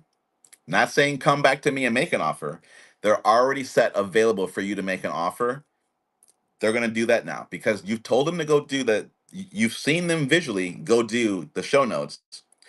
Now you should see them visually going into your bin as well, right? If then you still have nothing coming through from an offer or anything like that, keep running your items, keep running something. Okay? You got to find out what the next trigger is. Maybe it's going to be let's do another call and response. Hey chat, state check, where's everybody from? I'm in Arizona. All your items are going to ship from Arizona. And then state check, chat, where are we from? Where are we from, chat? Where are we at? Or family. Chat's a negative. I'm talking to y'all. Put it in there. Put where you from? Put it in there.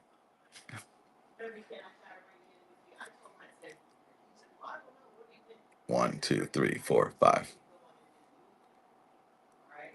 6, 7. Okay. So we had off the bat, slow start, 8.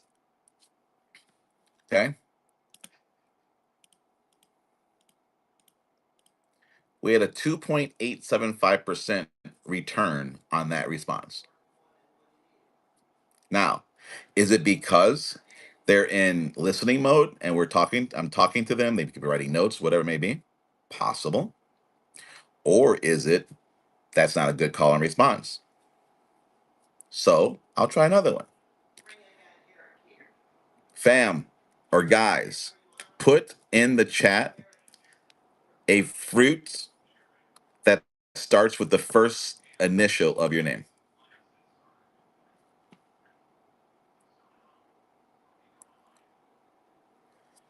Yes, they can. Well, at the same time, no. It's no. It's one promo per item.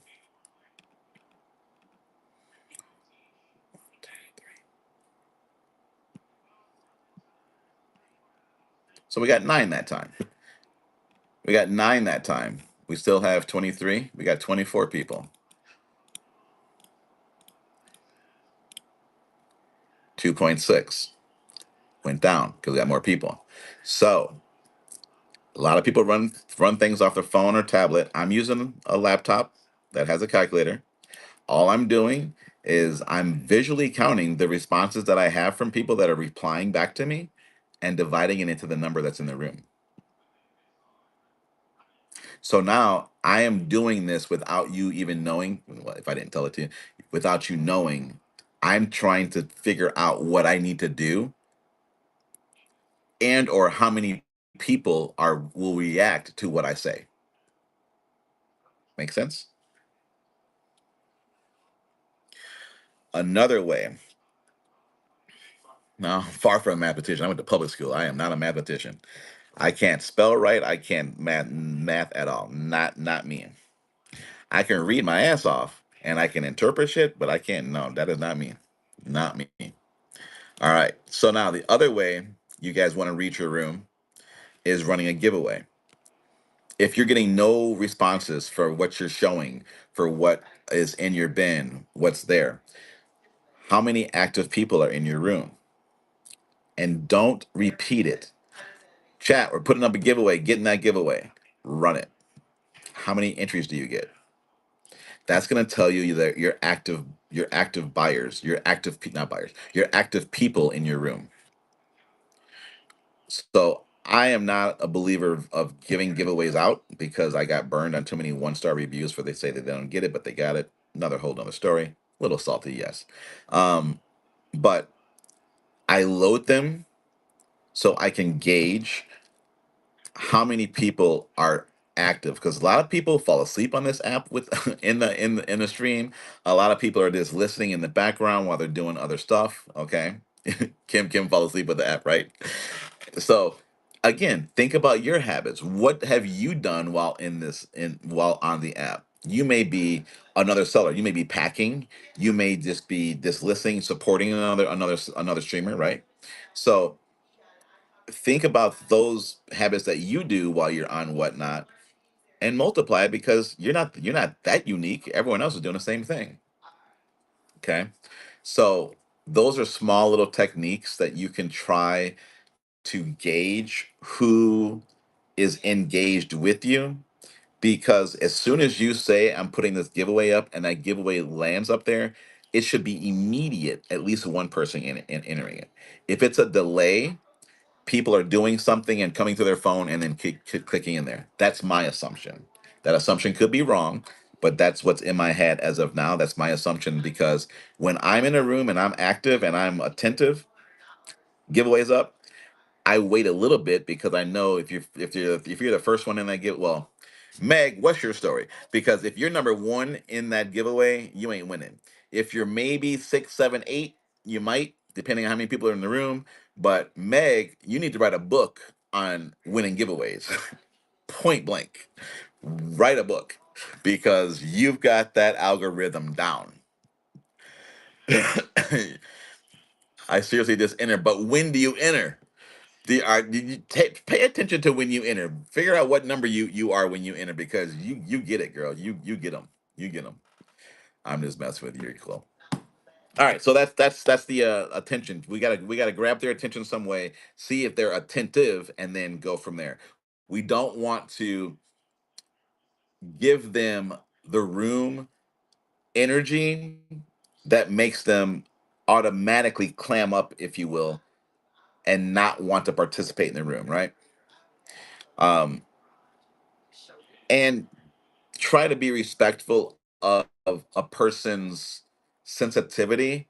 I can come off pretty. I'm a land and plane kind of guy. I'm like, someone asks me a question, I don't sugarcoat it. It's like yes, no, here it is, the facts. There it is. But there are people that would take that as wow, that was rough, that was rude. I'm like, I just told you the truth. How's that rude?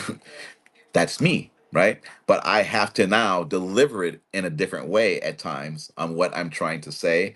I get people coming in my room and say, "Do you offer bundle shipping?" I'm like, I don't have to offer bundle shipping because I don't offer bundle shipping. That's whatnot. I got to come off a little bit differently because I'm like, to me, that's like, you don't know whatnot, and I got to realize I've been on whatnot a while, and that's the only question that they may know what to ask, but that's not a seller's issue or deal. Whatnot 101, right, right. Okay.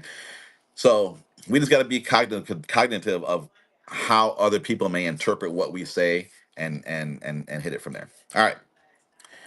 The big one is trust. Trust, trust, trust, trust, trust. Trust. Trust lowers risk. And lower risk means stronger bidding. If people get a sense of trust from you, if they feel that you're being real with them, I'll use my name, authentic with them, they the guard starts to come down, and they may test you with how you present your item. If I see that this item has this mark on it, and I'm like, this is a beautiful pig, it's a gorgeous little pig, it's really great, all things are good, let's run it. And they get it and they see that, they're gonna be like, that fool just lied to me, right? You've got to just show it as is, man. If you're gonna take a hit, take the hit now, because you don't want the negative review. You don't want any of the crap that comes behind the scenes with whatnot.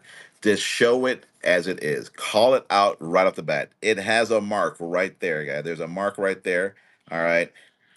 Some person, can it be cleaned off? Assume it can't. So keep that in your mind when you're bidding. Okay. I love what Jerry does. Jerry's like, this bag is shit. It's poop. It's crap. Your expectation should be as low as the floor, if not underneath it. Okay. When you get his bag. But there's still people that are out there that'll say, well, oh, there's a stain in the bag. Well, does shit shine? I didn't know shit shine, was shiny. But that's how they do it. I had a bad review that's right in my store that happened this morning. The wallet you showed, though, I had to give the wallet to Goodwill because the coin residue was so much. I didn't say you could clean the coin residue off. I ran the bag as a project rehab. I showed you everything that was there. If you still decided to swipe on it, you need to take accountability for it. And that's the same thing I wrote in her response and blocked the person. If you, as a seller, show what you're showing and someone's giving you a bad review, I am a firm believer, and I put it in blocked. I want everybody to know that reads those reviews, this person was in the wrong. I showed what she had, and I blocked her. And if you want to do that, because I know how I do my shows, you will be blocked too. That's just how it is. I don't have the time, and I don't want that associated with my brand. If you can't see what I'm showing you live, only thing you can't do is touch it. If I told you it felt like butter and you got it and said it felt like a steak, then okay, maybe we I won't block you. But if you see what I'm showing you and you still decide to bid and you swipe on it, it is now your responsibility because I did my job. Okay? But we're not going to make everyone happy. I understand that. But at the same time, I don't have to keep that person in and let them keep coming back to ruin my ratings, my reputation of what I sell because I know how I sell. And we go, no, no one has time for that stuff. We don't. Like I said earlier, we work way too hard, a full-time job, a side hustle doing this, and then have people come in and do that kind of stuff. That's it just and not even contact me. Not even give me an opportunity to make you happy. But you just want to throw out a 2.5? Come on, man. That to me it just makes no sense. This makes no sense. Makes no sense. But so we got to build the trust, okay? Trust builders show flaws honestly, explain condition clearly, repeat key details, keep rules simple, stay calm, and follow through. Trust killers, overhyping, vagueness, defensiveness, inconsistency, and confusion. Okay, so trust is paramount, 100% paramount. Without the trust, there's nothing. We all know that in relationships, right? If you don't trust somebody, why you with them? So if you don't trust the seller, why you going in their room? You won't. You just won't. Okay. Um, but the bottom line they say here is trust reduces hesitation. So if they feel that they trust you, they're less hesitant to engage, to swipe, to talk, to do whatever. All right. Now, here's a big one that's a psychological breakthrough. FOMO, fear of missing out. Does anyone here, can anyone, and honestly, can anyone say that some at some point or currently or they do have on some auctions a fear of missing out on an auction on an item. It was like, nope. Kim, if it was red, I know you got FOMO. Always, right. Okay. So an example of FOMO could be you've got a unique bag, and I'm sorry I'm using my category. That's really the only thing I can speak to. So just take my category and put your category in there if you guys are not in the bag category. If you see a vintage piece of Coach, right? That's XYZ, and you don't see them in that condition, and you don't see them in the wild that often. It's a hard to find bag or rare piece, and it's going for X price that's within your budget that you want to bid on. If those items are running in the auction, the fear of missing out kicks in subconsciously. It is tunnel vision. I want X item. I will swipe until it says my name on it. Okay. Yep. And social proof and competition. Urgency works best when it is honest. Fake scarcity is a trust killer. Okay. People feel safer buying when they see others engaging. So, have you been in a stream? And I'm going to do this as an example with you. It's call response. Have you seen people say, "All right, chat, who wants this? Who's in it? Who's liking it? Give me some fire emojis. Give me some fire emojis. Give me some fire emojis, chat." Y'all supposed to be doing this. If you give me some fire emojis, we're going to run this thing. Blah blah blah. Right? When others see that, see the chat, be like, "Yeah, I want that. Yeah, I want that." People like, well, if I don't know what that item, I don't know what this pig is, but it must be hot because everybody's like, "Yeah, I want that." That's another indicator of people that are engaged in your show. And it also screams volumes to those that may not know about this vintage piece. It screams volumes to them, and they're like, well, shit, if they in it, I want to get in it. Fear of missing out. Got it? Okay. Um, so at some point, an auction stops being just shopping and starts being competition. That is on 100% level. You're like, nah, I don't got that at all. But that's some people do. A lot of people do. A lot of people do. Who here has been in a bidding war? In any other channel, in whatever. I don't care where you've been. But who here on this app has been in a bidding war? Yep. Okay. And how many that have been in a bidding war have won?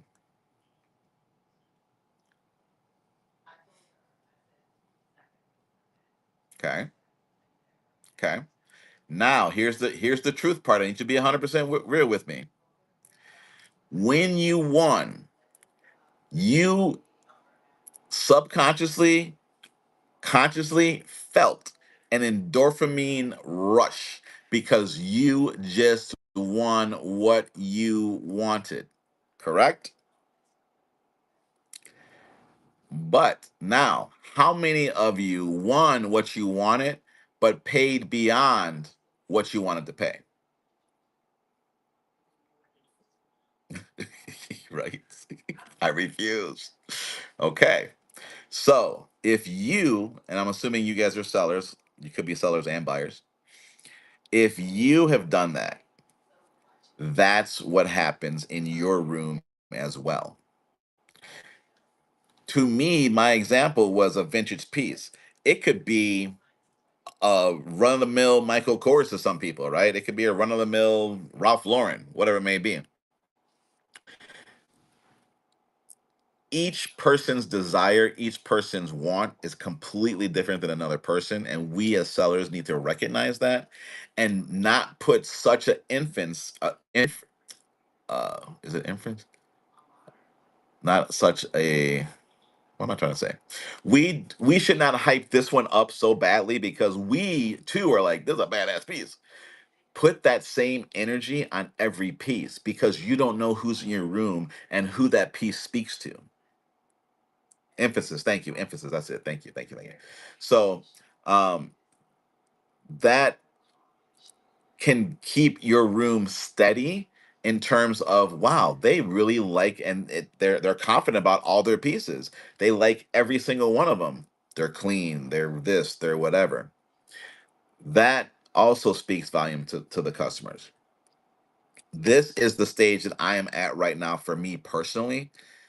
That I don't put a lot of energy into my showing of the bags. This is like, here it is, run it for $1, and I need to maybe hype them, not hype them as a negative, but maybe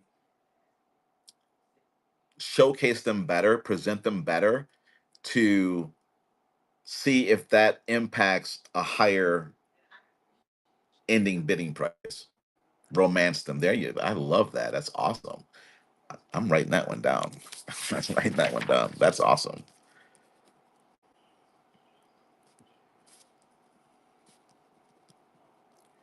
All right, romance them. Yes, yes, yes. I like that. Um, so that's where I'm at in trying to navigate and see where we're at with it because I am all up in my analytics all the time. I am a numbers junkie, but don't do math. But I'm a numbers junkie and seeing graphs on how they go. I can do that. That I can do. Okay. Um, you monetize everything. That's awesome. That's awesome. I'm sure your sales are reflective of that too. That is really good. So trying to bump up that fear of missing out is where I'm at trying to see what works for me and my style and how I present my items. That's where I'm at. How do you handle a bidding war champ canceling after they catch buyer's remorse? Well, it depends on if it's true buyer's remorse, I won't accept it. I won't accept it because there was a person that they were bidding against that wanted it just as badly and they want it, so I'm not doing it. I did it once live. I did it once live, but it wasn't of buyer's remorse. It was I didn't see or didn't think that it was XYZ material, something like that. It was some weird one. And I'm like, dude, whatever. I'll accept it, cancel it. I was live, I saw it pop up, and I canceled it and I sold it again in the same show. Um, Fun fact, I don't know if you guys know this or not, and I want you to give me yeses or nos. Did you guys know that if a customer sends a request to cancel and you do not accept it, did you know they can't leave you a review?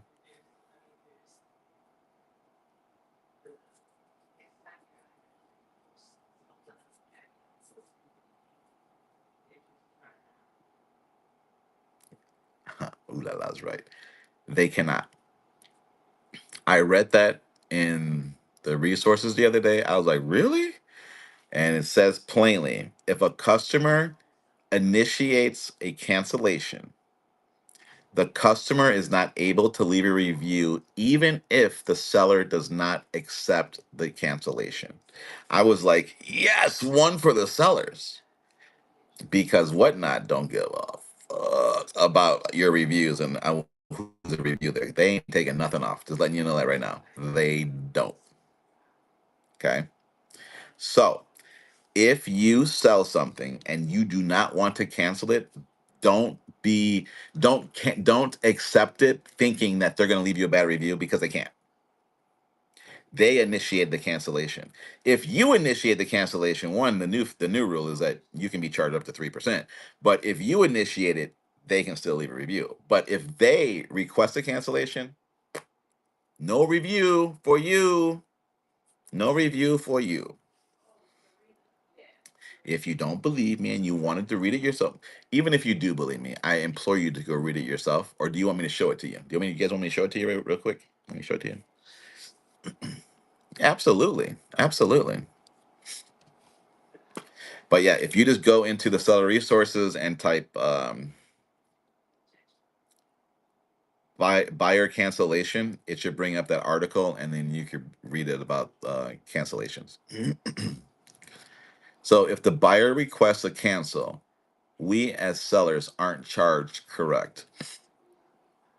That's correct. That's correct. If a buyer initiated cancellation, you are not charged. But if you have a lot of cancellations, that can affect your defect rate. Whole different side of the ball. So that defect rate measures how satisfied or how good of items you're actually presenting and showing people, and that is a caliber or a metric that you're judged on or rated on within whatnot. The newbies, I love my newbies. Can't a defect rate if you're in the app.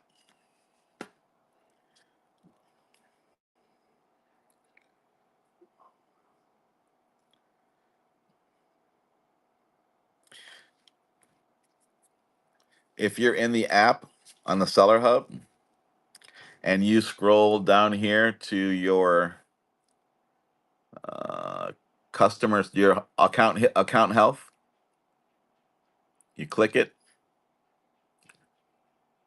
Hold on, come on now. You click the arrow, you get this page: account health, seller performance, on time scans, and then defect free order rate. So your order rate is your defect rate. That encompasses you shipping and people canceling and or you canceling orders. Oops. And then you click on it, it gives you your graph as to where your defects were, what it was, and all that kind of stuff. Okay. So it's all in your seller hub. How it works, it explains it down there as well too. Okay. Yeah, no worries. Okay. All right. So that's the FOMO. Now the opposite of FOMO is loss aversion and hesitation, right? So people hate losing more than they enjoy gaining. So, well, it's not the opposite. It really works in tandem with FOMO. So loss aversion is people hate losing more than they enjoy gaining. If I'm bidding against Kim on this item, I'm gonna feel a certain way if I don't win it. That's my loss aversion that I'm feeling.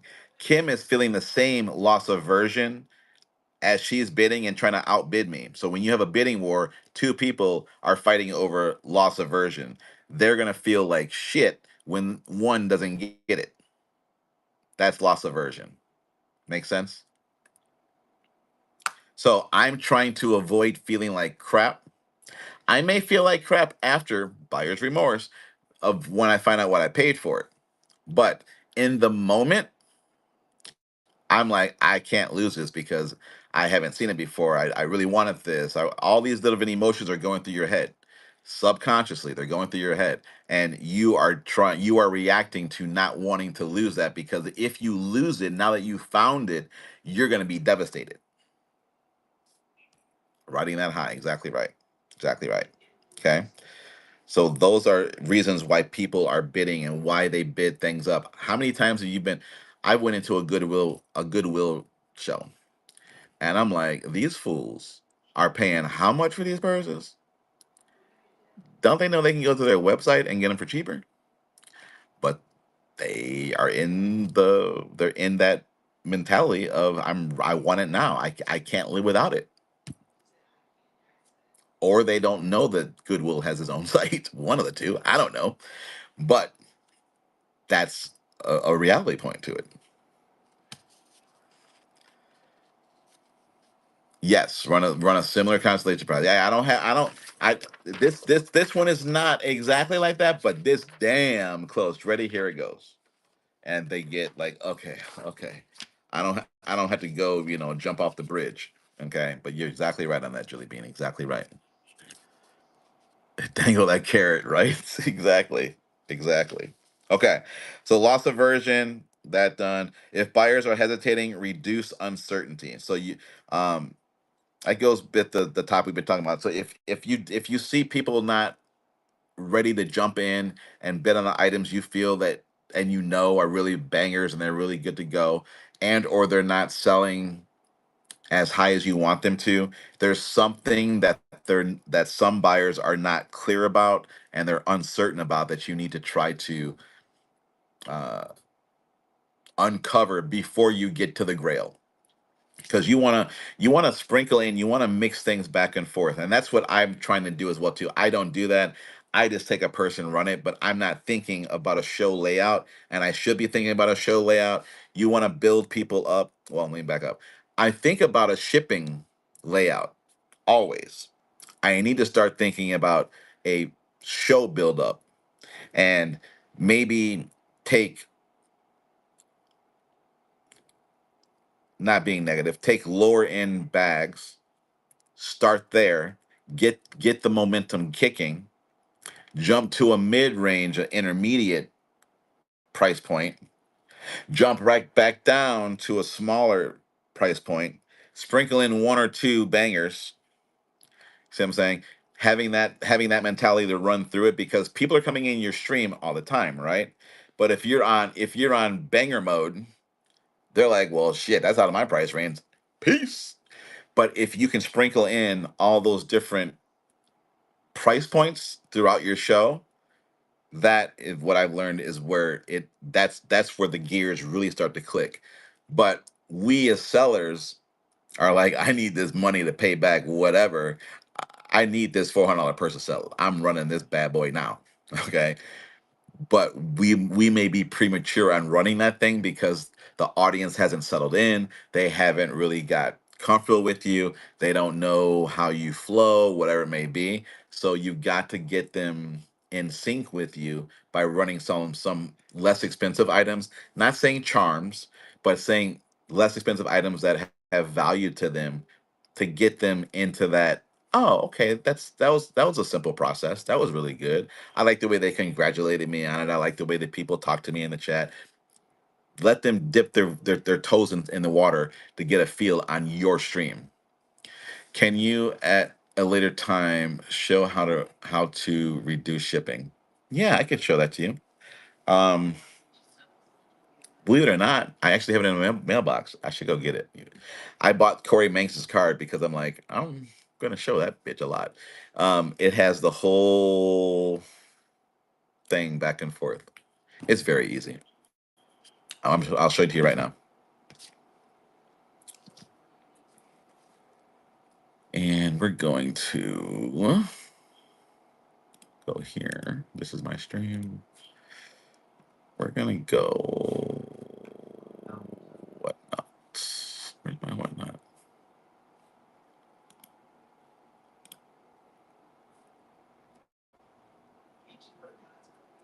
You did too, GD? Yeah. I was in his last stream and it was like $3. I'm like, I'll spend $3 for that. $3.78. Why not? Because I can make my own too. Where am I going? Seller Hub. Share stream. Or share screen. Oh, oh, oh. What I also want to tell you guys, Maz, don't let me forget. Talk to you guys about ending your show and restarting the show, and not having to actual end your show until you're ready to end it. Remind me of that before I don't want to forget that. That was huge for me this weekend. Huge. Shows. Start sharing. And here we go. And we're gonna share.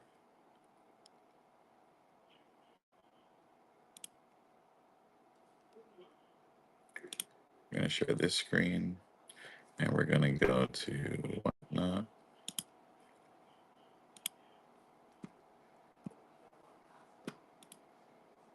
Um, I'm not. I don't need to go to whatnot. Screw that. All right, Can you guys see the screen? Can you see the dual screens?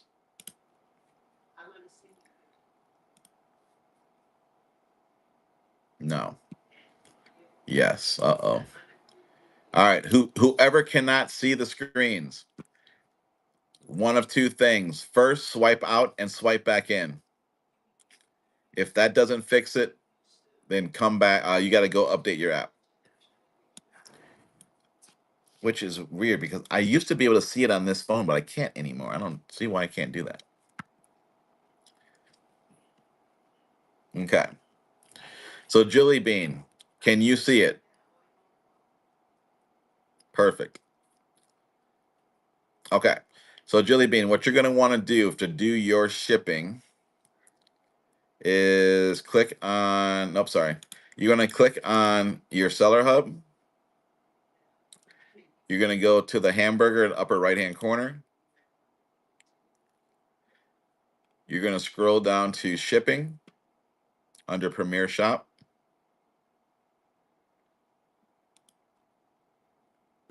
Let me know when you're there.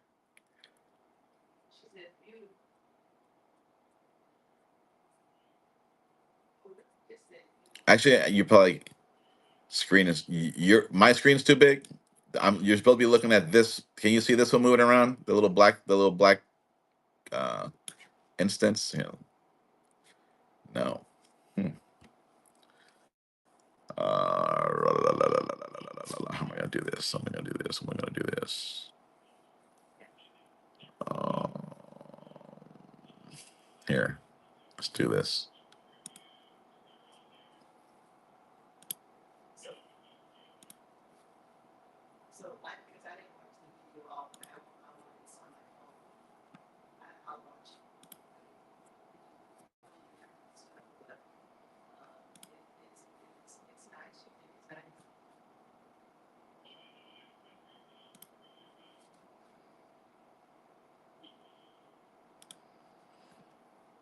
Now, can you see it?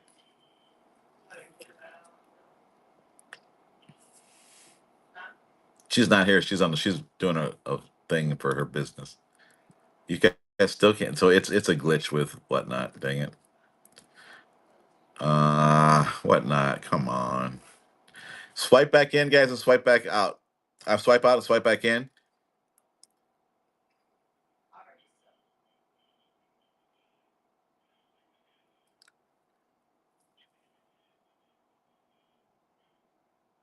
Okay. You see this? The little black box.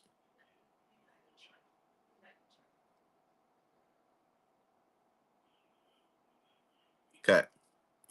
So now, is everyone where we're supposed to be at? Does everyone have the shipping? Who wants to do reduced shipping? Does everyone have the shipping on their phone?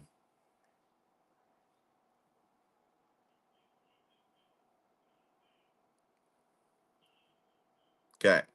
So now, once you're at the shipping, you're gonna want to go down to domestic shipments.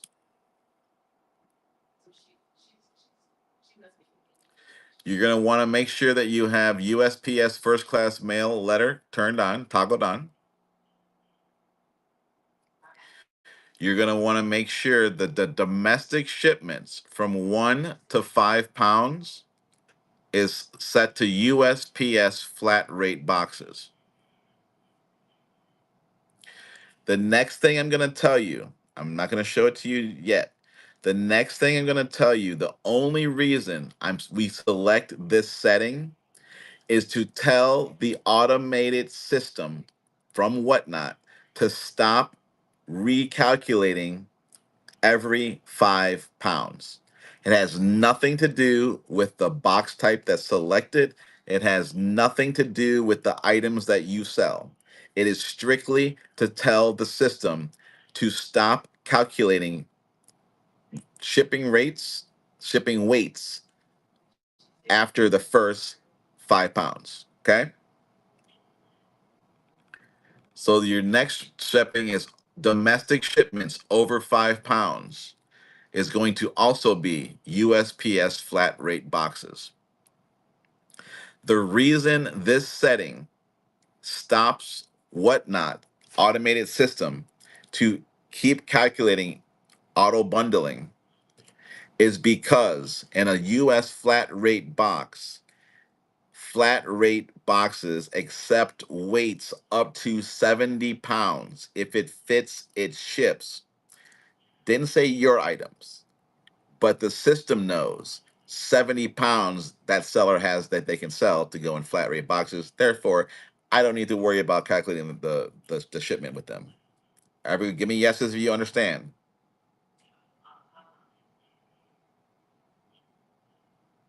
Okay. This so I have the second setting at priority and not flat rate. Then change it because that's not flat rate. You're still there's still auto charging on that um, setting. Okay. Now, where do you make your changes? You make your changes after your show once you go to your shipments. Okay. So I've got some shipments. I got some orders for some cards. I'm going to show you how that is. All right. And I need you guys to just listen to the math, and I'll have my little lovely calculator right next to me, and I'll show you guys. Okay. So once you do those changes, you hit save. Now, if you have shows already loaded up and you want this to apply to all your shows, toggle this on right here at the very bottom. Also applied to scheduled shows. Click that. It'll automatically change to reduce shipping on all the scheduled shows that you currently already have. You don't got to go into each show and change your shipping. Give me W's if we're ready to move on.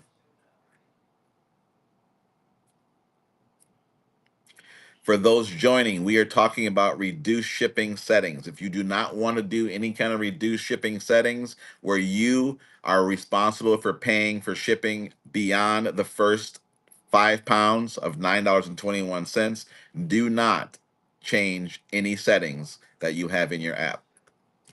Okay. So now, once you save that, you'll come out.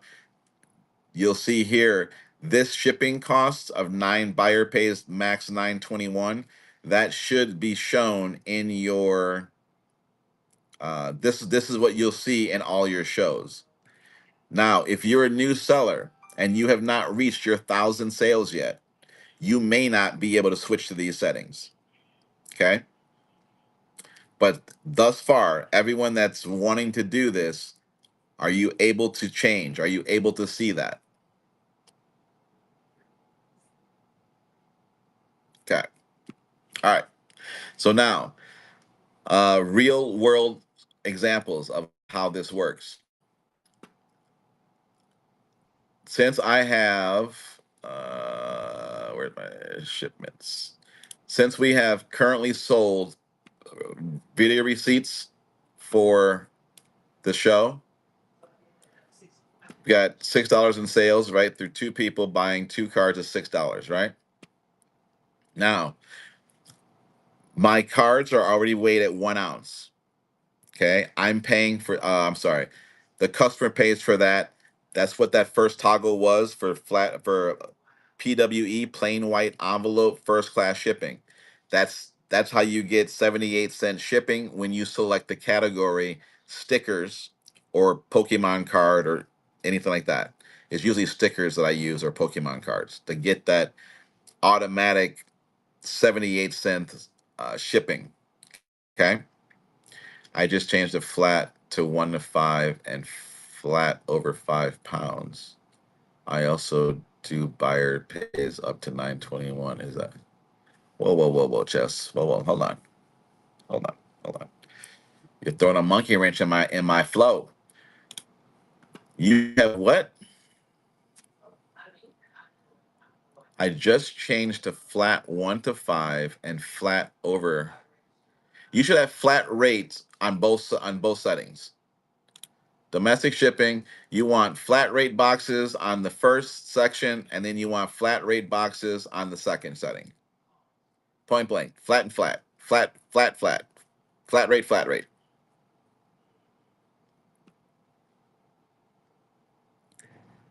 You don't need to do the I also do buyer pays up to 921. Is that right? You won't have to change that. If you hit also apply to all scheduled shows and save, the system will automatically do that.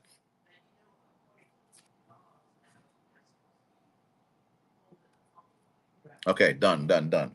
Perfect. All right. Okay, so now let's assume let's assume this is not 1 ounce. Okay. And I'm thinking how I do this without showing. Can I do this? Can I do this? Can I do this? Can I do this? Um,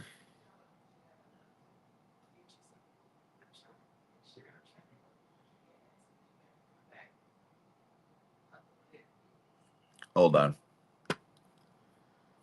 I don't want to show personal information. So give me 1 second, guys. I'm just thinking how it comes up when it comes through. Um,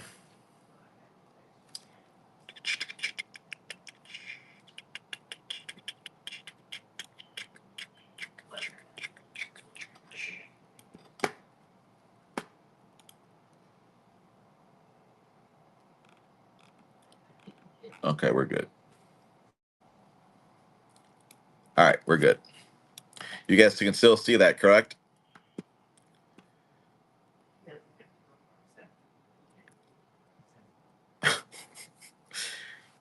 Yes, can we see this? Can we see the screen still? Oh shit! Me screen. No, damn it! All right, hold on. What about now?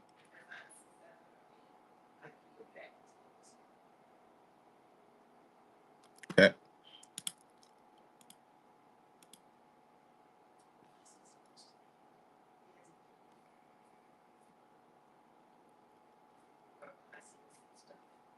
Hmm. Where did I put that shit? My bad. My bad. Hold on. So when I pull it out of frame, it automatically stops it. My bad. Okay.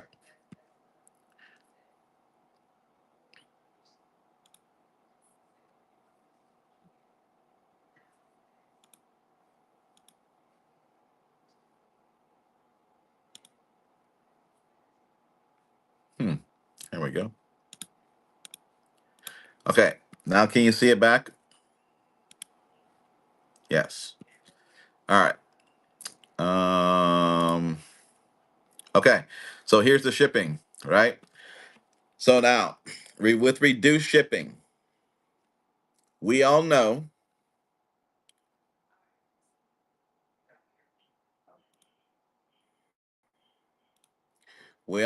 that 5 pounds with whatnot is 921, right? Let's assume this item here is not it is not 1 ounce. It's I'm gonna but it's but now the numbers you're gonna see, you got to do some math because it's not starting where it should be because it's not an 8 to 11 ounce item.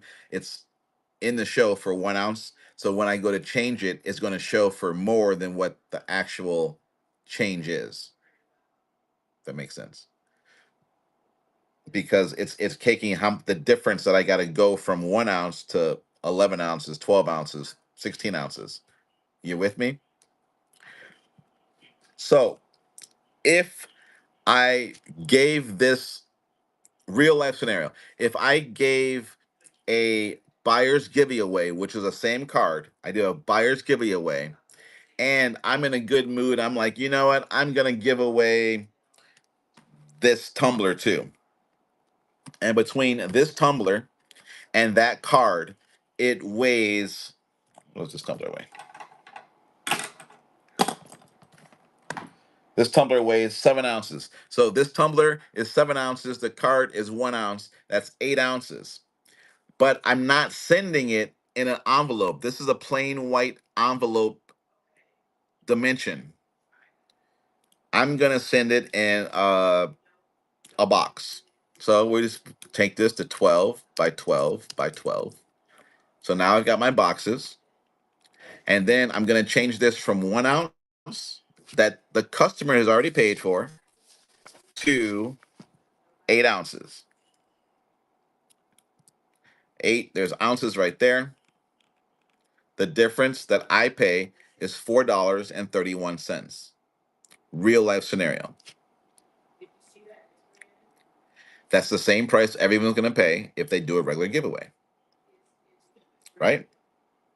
So I just increased my cost by $4.31 above what the customer paid for that card. If I do a giveaway, I'm only charged that 1 ounce, which is 78 cents. Okay.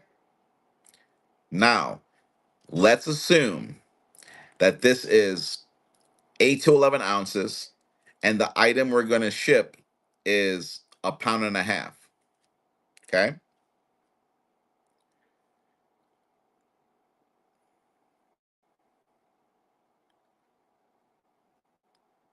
Okay. Have them say something or mention something and what they need. So let's assume that this is a wristlet and I have it listed for my reduced shipping 8 to 11 ounces, but it actually weighs a pound and a half. W's if you're with me so far. You guys are still there. Okay. So the customer would have already paid 8 to 11 ounces, right? They would have paid $4.31, I believe. Let me just double check that because I'm going to take this to 11 ounces. The customer would have paid $5.31 for shipping plus the item. You with me? So $5.31 is 8 to 11 ounces. That's the first cost that they have.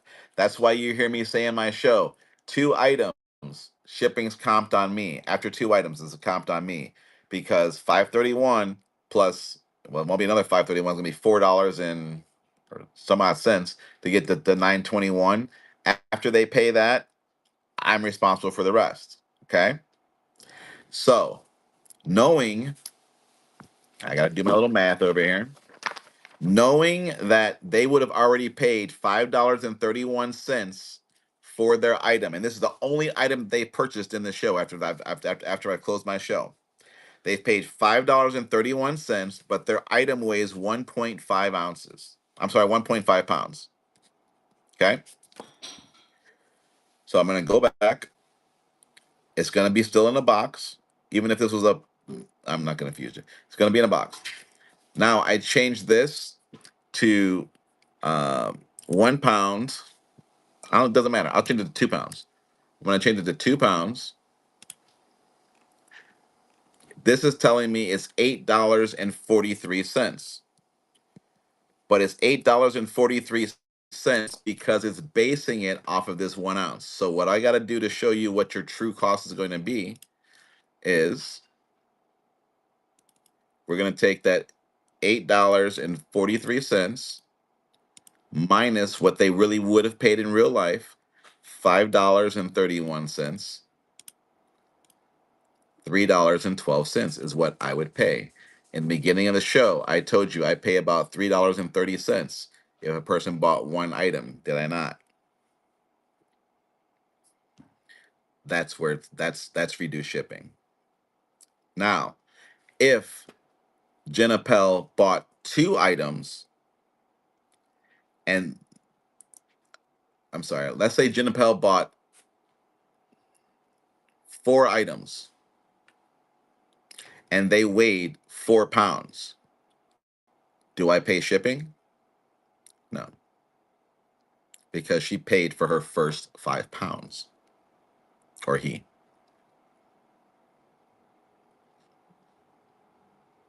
Okay, she. I'm just being politically correct. I figured as much. Any questions on that? Do you guys understand that?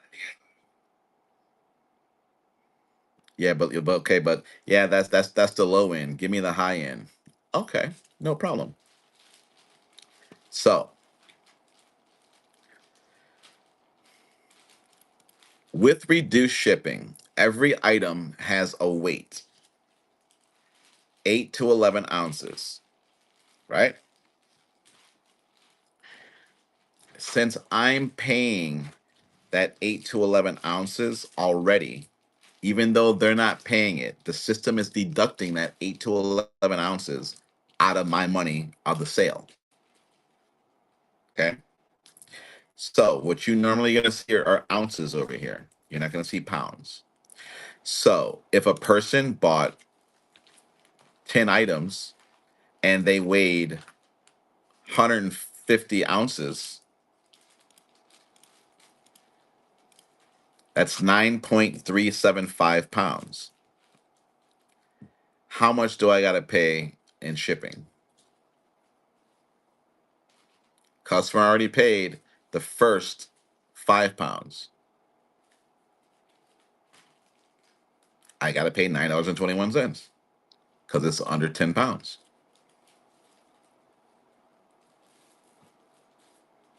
Now, is it plausible that those other items covered this $9.21? Sure. But guess what? Any shipping costs that you do, it's a tax write-off. It's a tax write-off versus you discounting your product. We got questions. Hold on. Lauren, why flat rate versus priority though? If you're going to put the actual weight and not send flat rate, also hello, been lurking. No worries, girl. Okay, the only reason you do, I don't want you guys looking at tunnel vision.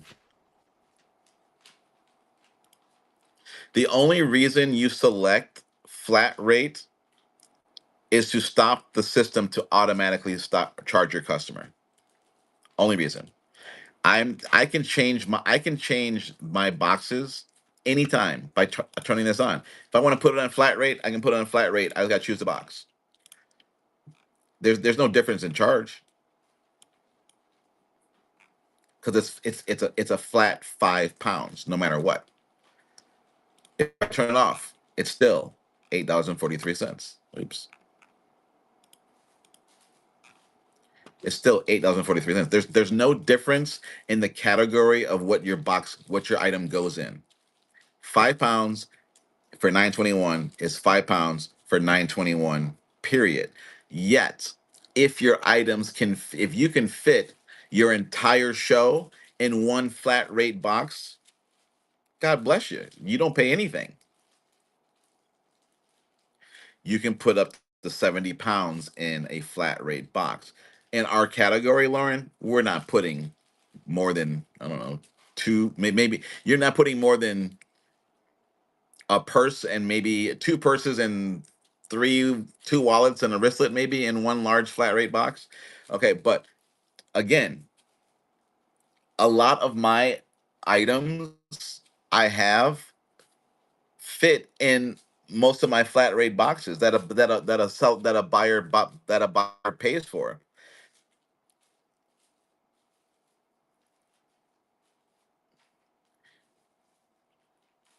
Can I use the real world example?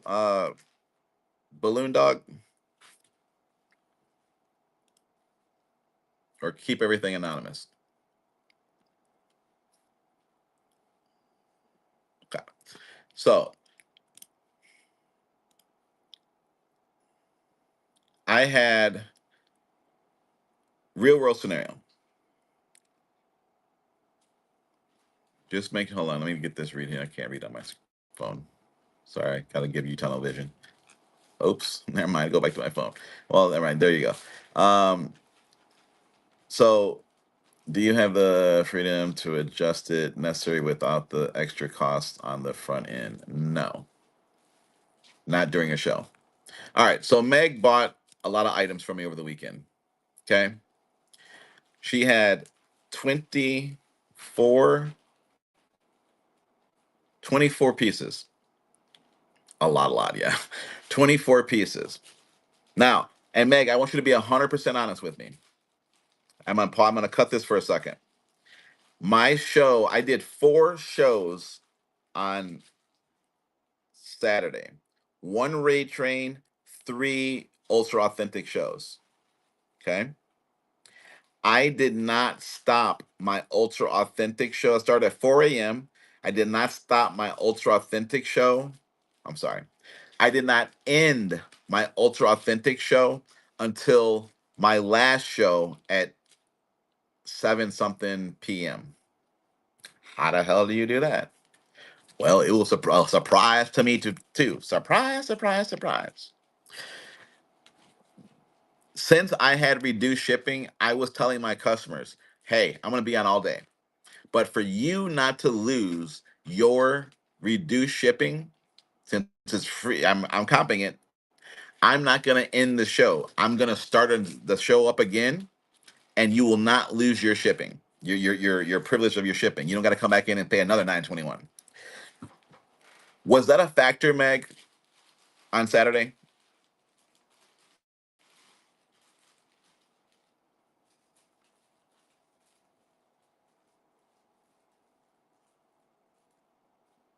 100%. So if I would have ended one show, scheduled another show, started that show, ended that show, started another show, if people wanted to come and support me or buy items from me, 9, 18, $21 off the rip just in shipping. Okay. Retail is $27. Thank you. 27. See, I told you I don't do math. $27. No. Yeah, $27. $27. But you look at me like, don't question me. I learned 20 multiplication when I was in grade school. $27 just in shipping if I would have done that. Okay.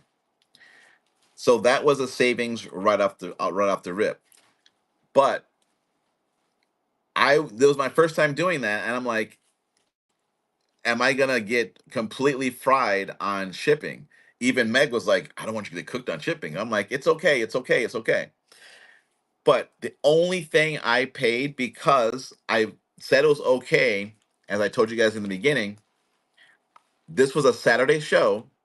Sunday starts the refresh of your 5 weekly All shits. all shits, your freebies, right? Yeah.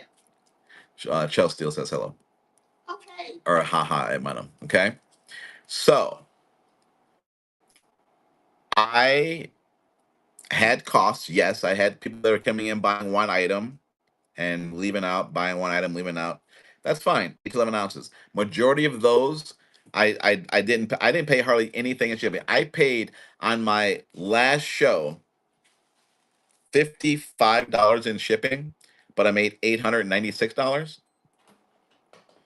I was okay with that because I wouldn't have made it any other way. I wouldn't have made that if I would have had to have each people coming through and coming in. So I would have paid more. Meg's if I didn't have those freebies for Meg's items, it would have cost me $16.80 for one for the big box, and another $9.21 for, because I had to unbundle one to send the other stuff in. It would have cost another 921 for the split the bundle out and get your next 5 pounds. So what is that? $26 would have cost me close to $30 just on that one order. But she bought 24 items. So I was even cool with that. It wasn't a big deal. So you guys, we gotta stop the small thinking, and you're inducing your customers that like to support you and like your items that you have to buy more because they don't have to worry about the shipping. And with your customer being there, like we'd already talked about all these other steps, with your customer being there, engaging and swiping on your items, maybe winning some bids, maybe not winning some bids, but pushing those bids up for other people that do really want it, that have the fear of missing out. Those people are gonna push those bids up to the point where if you do have to pay anything in shipping, it's gonna be covered for because of the higher sales bid that you got. Those five adjustments are a lifesaver for new sellers trying to give shipping deals. Yeah, they are. They're awesome. They're awesome. It brings people back to your room. Exactly right. You show the buyer they can trust you. That is true. Jesse, tell me how to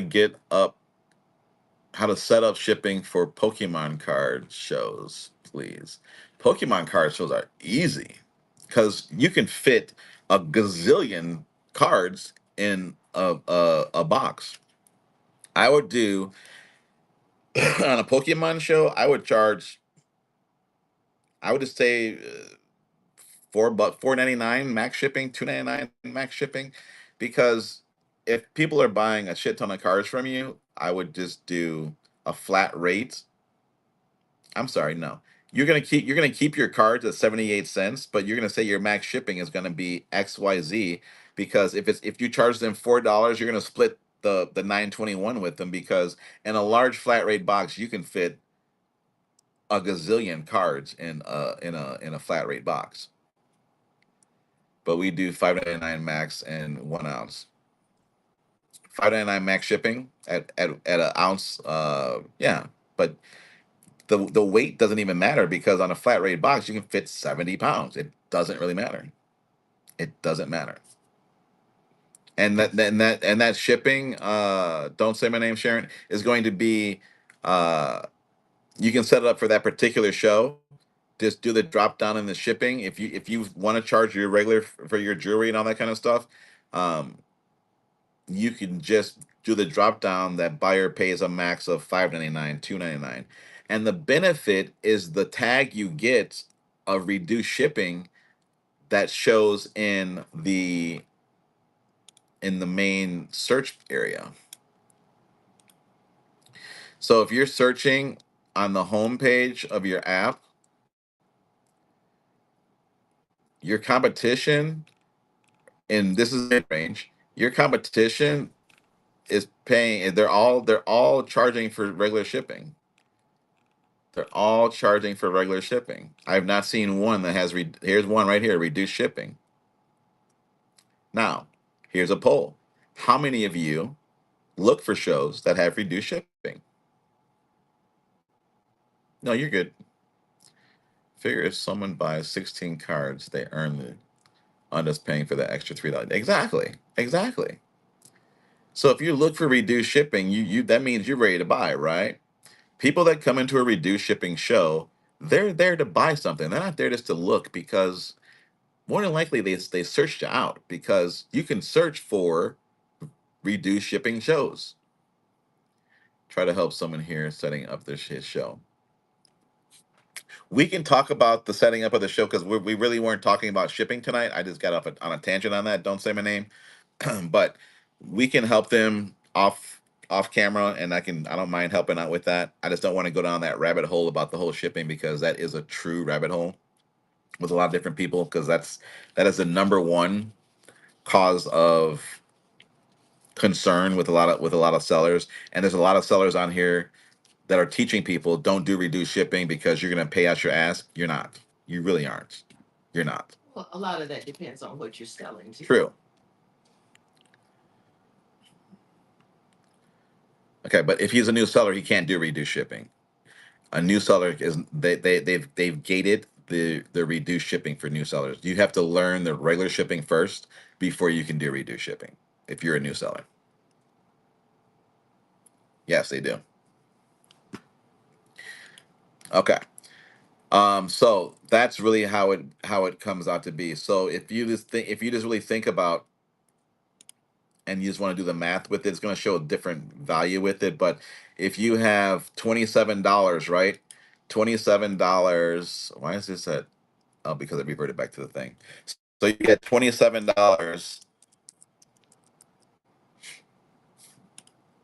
in shipping that would have been paid by a by a buyer, and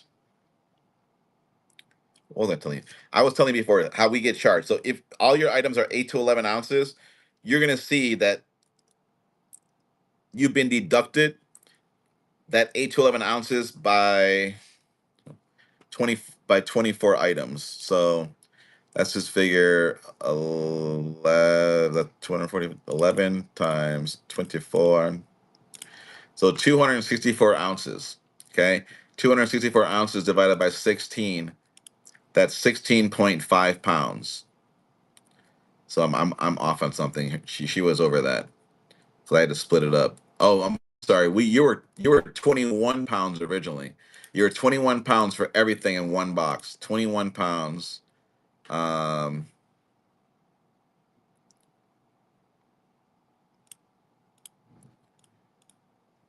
yeah, you were 336. Yeah, you were 336 ounces. So, and I just had to. When you separate that out and use the freebies, guys, I'm telling you, you're not to pay that difference, quote unquote, because it's already being deducted from the proceeds of that transaction. So when people are saying I'm losing a lot of money, you're not really, because you're not being charged that until the end of the show. Example, let's say the items that Meg bought, 336 ounces, actually fit in a one brown box. Okay.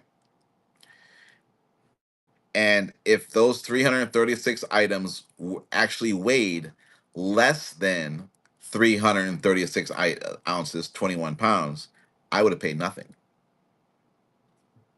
because we've already have it collecting the 8 to 11 ounces as it is. All this is doing is, it says if you are over the adjusted 8 to 11 ounces that you've been charging per item, you owe the difference. That's all that reduced shipping is. Some items you pay, a lot of them you don't. If a person buys two items for me and they have two or three items already, I don't pay anything. And I would show different areas, but I would have to white stuff out, and I don't want to show that right now. But yes, so remember that if this person here bought 15 15 pounds of merchandise, and those 15 pounds of merchandise fit into one box, and they only really had, because I use an average of 8 to 11 ounces, some may be heavier than others, some may be way less than others, and the weight was less than 15 pounds, I don't owe anything. So that's what people aren't telling you either, because the average is an average. I was doing 8 to 11 ounces on um on charms. They don't weigh 8 to 11 ounces, but the customer is not being paid, is not being charged that. I'm using that as a placeholder, saying this item weighs 8 to 11 ounces. So at the end of your show, when you weigh everything out, if it's more than what you've averaged, 8 to 11 ounce item, that's when you pay. If it doesn't weigh over that, you don't pay any additional money. How much are you getting charged for per item that is 8 to 11 ounces? A customer, well, that's what we did here. So it's about $5. It's about $5 and 30 something cents. 5.31. Yeah. So real life scenario. If a person buys a wristlet and a purse, 8 to 11, 8 to 11, 16 ounces, right? 8 and 8, 16. That's 1 pound. If now I've got 1 pound already just in those two items, but I've got 4 more pounds they can buy that I don't get charged anything. Maybe that helps even more. One purse, one other item is 1 pound. I've got 4 more pounds that I get to play with just for that one buyer. Worst case scenario, that person only buys one item, 8 to 11 ounces, and it weighs more, and it weighs a pound. I pay $3.31. V World, what's going on? No, it's not. Okay. Any questions on that? Gotcha. I think. I Yeah. thought you were saying that Whatnot is taking some shipping out. Who said that? Maybe. Huh? You thought Whatnot's taking? No, no, no. What's not? And I misspoke on that. Whatnot's taking any shipping out. Whatnot is not charging anything until the end of the show. Okay. So when I have my total amount here, the only thing that's taken out are my giveaways. All my giveaways are 78 cents. A buyer's giveaway and or a regular giveaway. If I give you a TV, I'm going to be charged initially 78 cents because I want to adjust and pay what I owe and wait at the end of my show.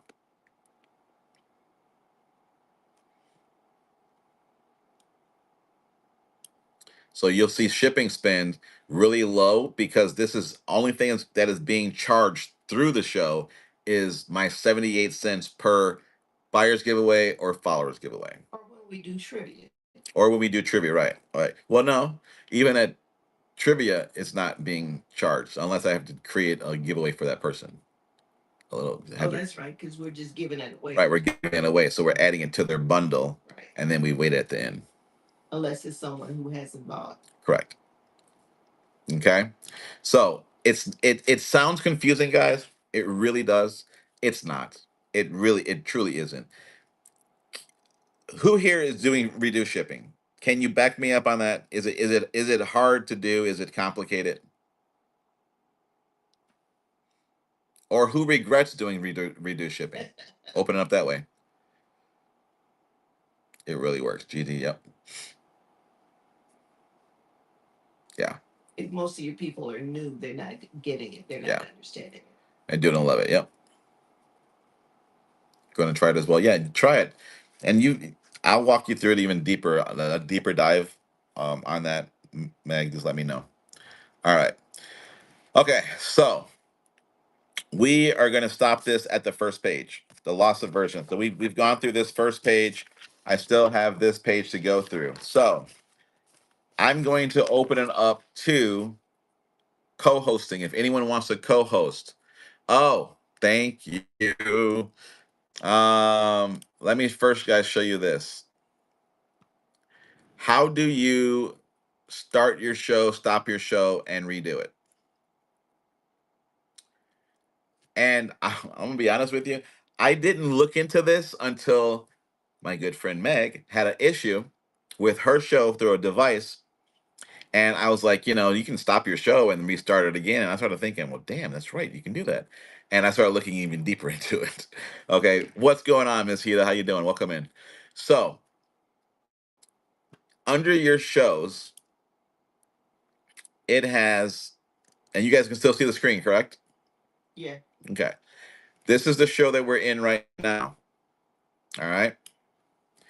If I were to stop the show on my screen, even raid to someone else, I raid to someone.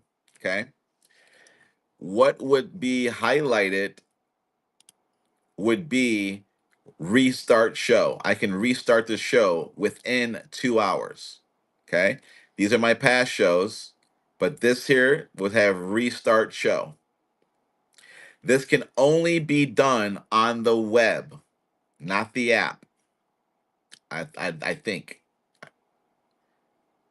only for the PC. I don't think you can do it in the app. Okay, or if you're on a tablet, it's got to be through the web. It still can't be through the app. It's got to be through the web. She said, I tried on my phone. Yeah, so no app. Even if you're on a tablet and you're using the app, no bueno. Only on the web. You got to be on the web browser. Okay. And that is just, you only got to be in the web browser to start the show, to restart the show.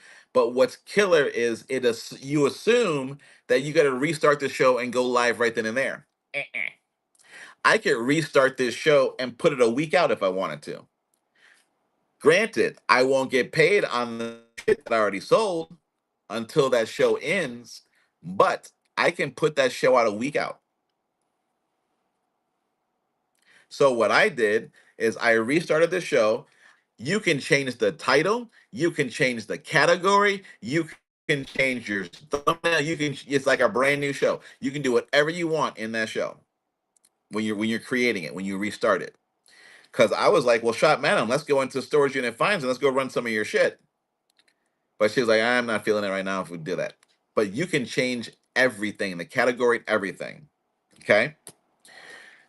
And when saw that, I was like, dude, this is insane. I mean, that's a huge benefit for someone like me that offers reduced shipping. I just now got to figure out a term or something short that I can put as a thumbnail or a title that says previously bought, no more shipping, still free shipping or something like that. It'll be people be like, huh, what are you talking about? But I got to figure out something that will trigger that, and or just tell the people that are in the first show that I'm in, hey, I'm gonna restart this show in an hour or two. Bookmark my bat signal. I'll let you know when I'm live. Come back in, and you can still buy without having new shipping. Dude, what? Tuesday night rerun. Yeah, Tuesday night. Yeah, there you. Yeah. Can you adjust shipping? No, not when you restart. Well, I don't know. Haven't tried it.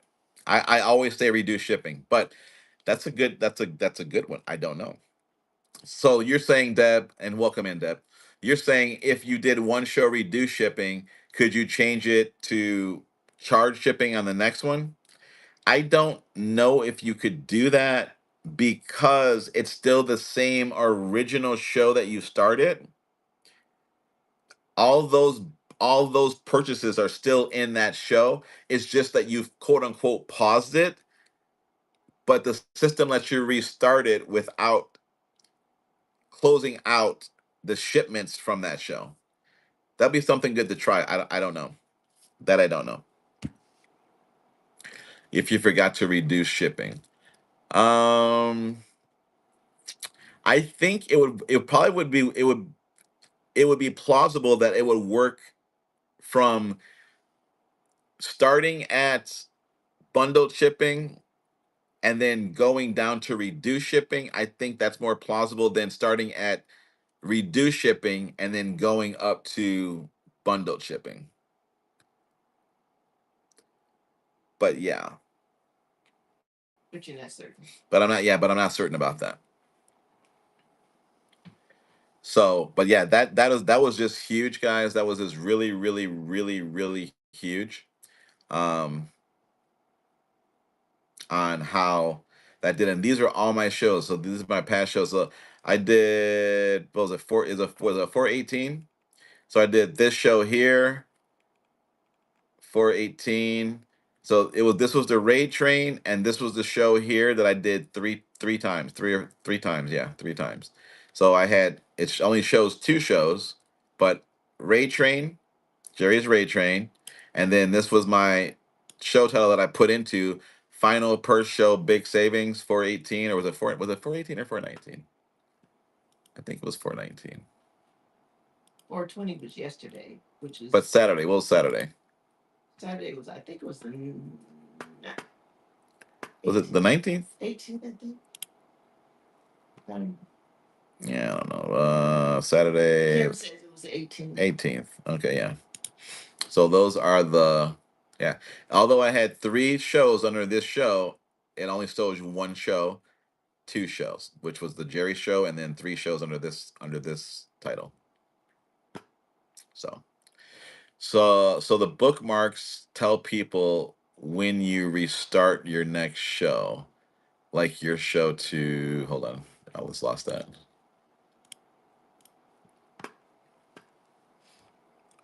Kelly, what'd you say here? Seller Hub one on the laptop. The copy show link is the one on the cell. Can you adjust shipping? We did that one. Kelly had. So the bookmarks tell people when you restart your show, your next show, like your show to the raid train. Mm, don't get that. These bookmarks over here, this is my bat signal. You're gonna see this number increase because that's my regular show.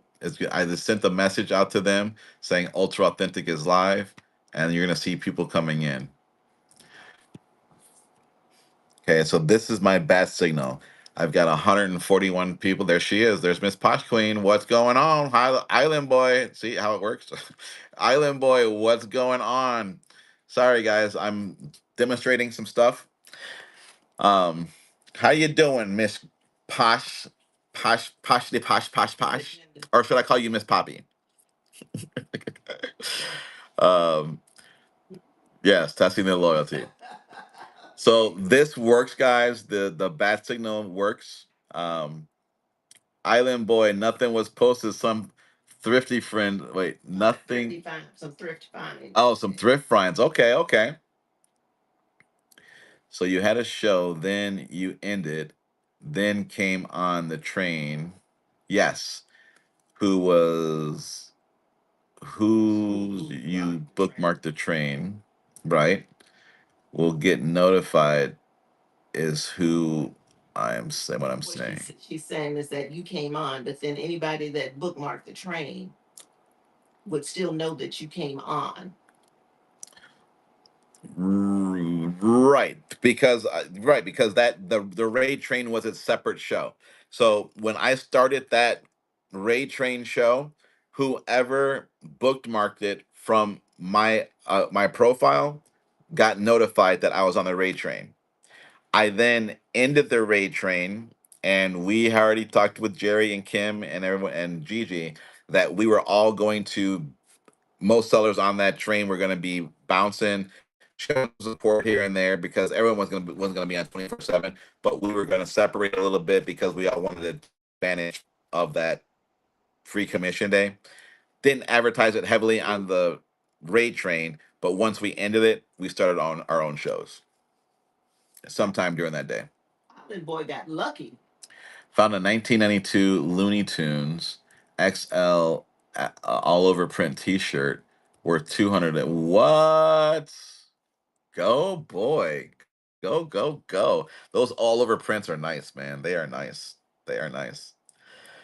And then this one is so I created two. You got the Ultra Authentic goes live. This is just like a regular listing, guys. And then you put what you want your notification to say, and you take it from there. All right. So yeah. So that's basically it. So guys, we've been on for God 3 hours. 3 hours. Normally I would be starting at this time. Well, an hour ago, 7 o'clock. So my question is, what can we talk about? Any questions? Anyone want to co-host? Anyone want to co-host? Do they like this time slot? Yeah. Do you guys like me coming on at 4:45, 5 o'clock versus 7 p.m. Mountain Standard Time? My East Coast people. A good part of that. Yes, I'm old. I'm old too. All right. Let's see where we going here. All right, so I'm gonna try to start bookmarking them, not bookmarking them, creating them earlier. The only time would be well, no, because now it's gonna be two times. No, Tuesday, Wednesday, Thursday. Yeah, we're coming out to be high versus Brid. We're no longer full hybrid come June. So um I'll try to toy around with it. I gotta toy around with it. You can co-host Deb? Awesome. All right, so Deb City, I'm sorry, Debbie New York City to AZ is going to co-host with us. She's an awesome seller, guys. You guys definitely want to give her a follow. She's got killer bags. Um, she was my only in person meetup from my Arizona meetup through Whatnot. I had a bunch of RSVPs, but Debbie and her husband came through, and I applaud you for that, Debbie. Thank you very much. And we had a great old talk, a great time. So Debbie, we're gonna co-host you. And guys, if you guys have questions for Debbie, Debbie is newer to the platform as well too. Ask away. Oop, that's Jerry. Ask away.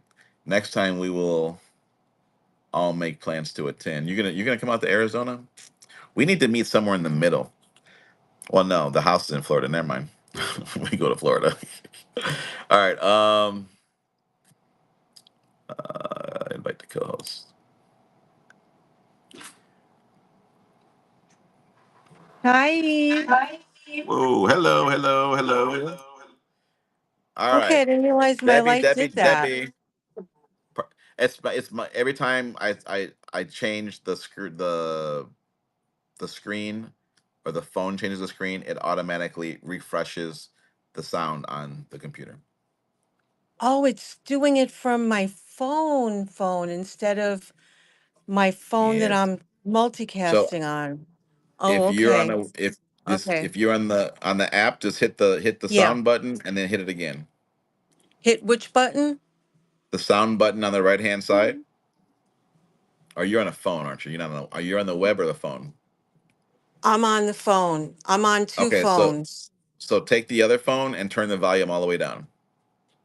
Whatever would not the phone that you're looking in, but the other phone.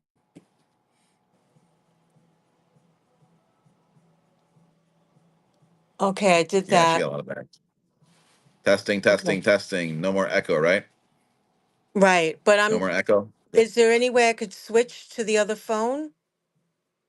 No, No, I right? can end it and then you can accept on that phone.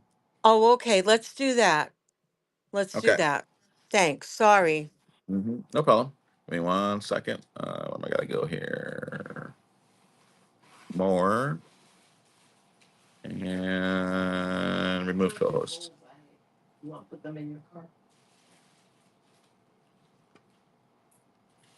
And where did she go? So, guys, well, I'm trying to find her thing. Once we next week, we're gonna go over the other areas of the why buyers buy. Invite co-host, and it's gonna be a doozy. That thing is still kicking. Deb, can you pick that one up? Oh, my bad. Hold on.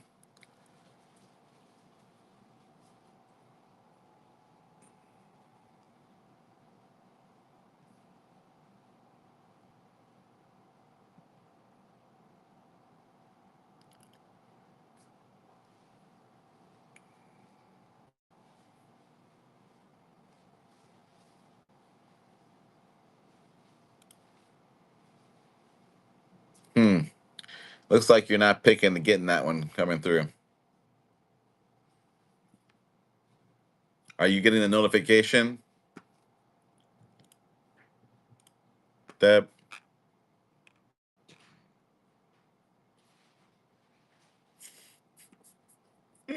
We I go. will. There you We're good. go. This is for you, Jerry.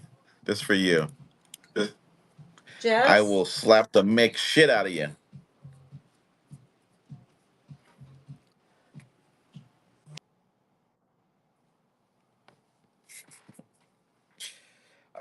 Where where'd you go?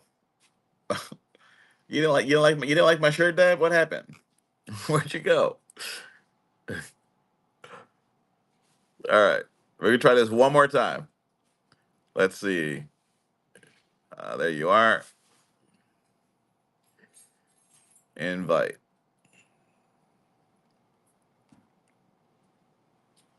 Okay. All right, gotcha. All right. Hey. No, that was me. Okay. Yes, my bin is fully loaded. Somebody was just commenting in my chat that my bin is loaded. I have 713 items in there, and I hate listing. Tell me how nuts am I? That's a lot. That's Now it's that's too another many. thing. Okay, so I need you to on your other device. I need you Yeah. to turn that volume down. Okay. Okay. All right. Hello. Turn it up on this one. There you go. Okay. Gotcha. Okay, great. Can you hear me? Are you good? Can you hear Yeah, it? I can hear you. Okay. So another thing that I've noticed, and we're going to talk about this next week, is there's such thing as too many items for a customer to look through. If you want a person to scroll through that many items in your show, it's really not going to happen. Yeah. So you definitely, if you have that many items in your bin, you need to be running this. You got to run your show, run your items, because a person is not going to scroll through, even though they have the tools to have you sort by dollar amount, all that kind of stuff in the app. Hmm. A lot of people don't understand that and they don't read that. So because you have all these different options for them to choose and look at, it's fatigue. It's way too much. Yeah. I see a lot of people that have so many items in their bin, it's just way too much. They're gonna be like, Yeah. I don't know what I don't know what I want. I agree. I have too many in there. What I think I'm going to do is not add new items, and as these sell, let the numbers go down so that it's less items. I stopped today. I had more items to run, and I stopped Hmm. today. Oh, okay, the ceiling fan. Why you could see the ceiling fan? Yeah, your camera is underneath you. Oh, You're not we're streaming. not filming from No, streaming from the other camera? Oh no, man. ma'am. Okay, I'm sorry. No, you're Oh my, good. You're good. Who said that? crazy. Was that Okay. Kim? So yeah, but I would. This is what I would do, Deb, because if you have that many items, I would verify that you have good keyword titles Mm-hmm. and put all that in buy now. No auction. All that is in buy now. That is your Right. silent salesperson while you're sleeping and while you're not on. Right. Allow offers. Then all your other items, and basically, well, if you've got that many items, I don't know how many you have purchases wise, whatever, but I would do a 90-day rotation. If you've had something for 90 days, you need to come in, auction it, blow it out, because it's just sitting there. That sounds like you got so many items that you're either got them priced to the point where people aren't interested in them, or that it's just, I don't know what you paid for them, that you got to get a certain dollar amount out of them, but they're stale now, and you got to get your inventory to the point of where you can get recoup some of that money, because Mm-hmm. all it's doing is sitting there holding it, and you've got to try to do something to get some of it back, Yeah. because all you're going to do is keep buying more stuff, and you're going to have all these items sitting there and nothing's going to, it's going to feel like you're losing money, Yeah. but you can make it feel as though that you're gaining the money by getting something back from Mm-hmm. those items. Or do Hmm. select shows at, Yeah. yeah, do if I you have coach started show, do a coach show. Yeah. I started doing that, Lauren. I I I always do Coach and Dooney, and I've been rotating. Like I focused on Fossil one night. I focused on the Hmm. Sack another night. Another night I'll focus on Tignanello. So because Hmm. it's getting harder and harder to source Coach and Dooney. And while I have plenty of Coach, I don't have much Dooney. And Coach and Dooney will always sell at some point, but the other items, like I need to show them to expose people to those items Yeah. to get them to Well, let me sell. ask you this: Yeah. Are you Do you know what you paid for each single item? No, I've started to put them in the listing now, though, for me to be able Okay, to in the reference. bottom right hand corner. Yeah. Mhm. But Hmm. now, do you know what your average cost of goods is? Yeah. Do you think? Go ahead. I, a lot of the items, about half, are ones I bought like over the years. So who Hmm. knows what I paid for them? They've just been sitting in my closets or whatever. And then a Mm-hmm. lot of the other items I remember approximately what I paid. So, and I know what I will pay and what I won't pay for something. So Right, right. I have a cap on what I'll pay for something. So So let and me. So do you think you could have a blowout sale starting everything at $15 on majority of your bags? no, $20. What is your bottom line number that you feel that you would be profitable if it just sold for that bottom line number, not anything above that? if we're talking about just about anything, $35. Yeah, But $35.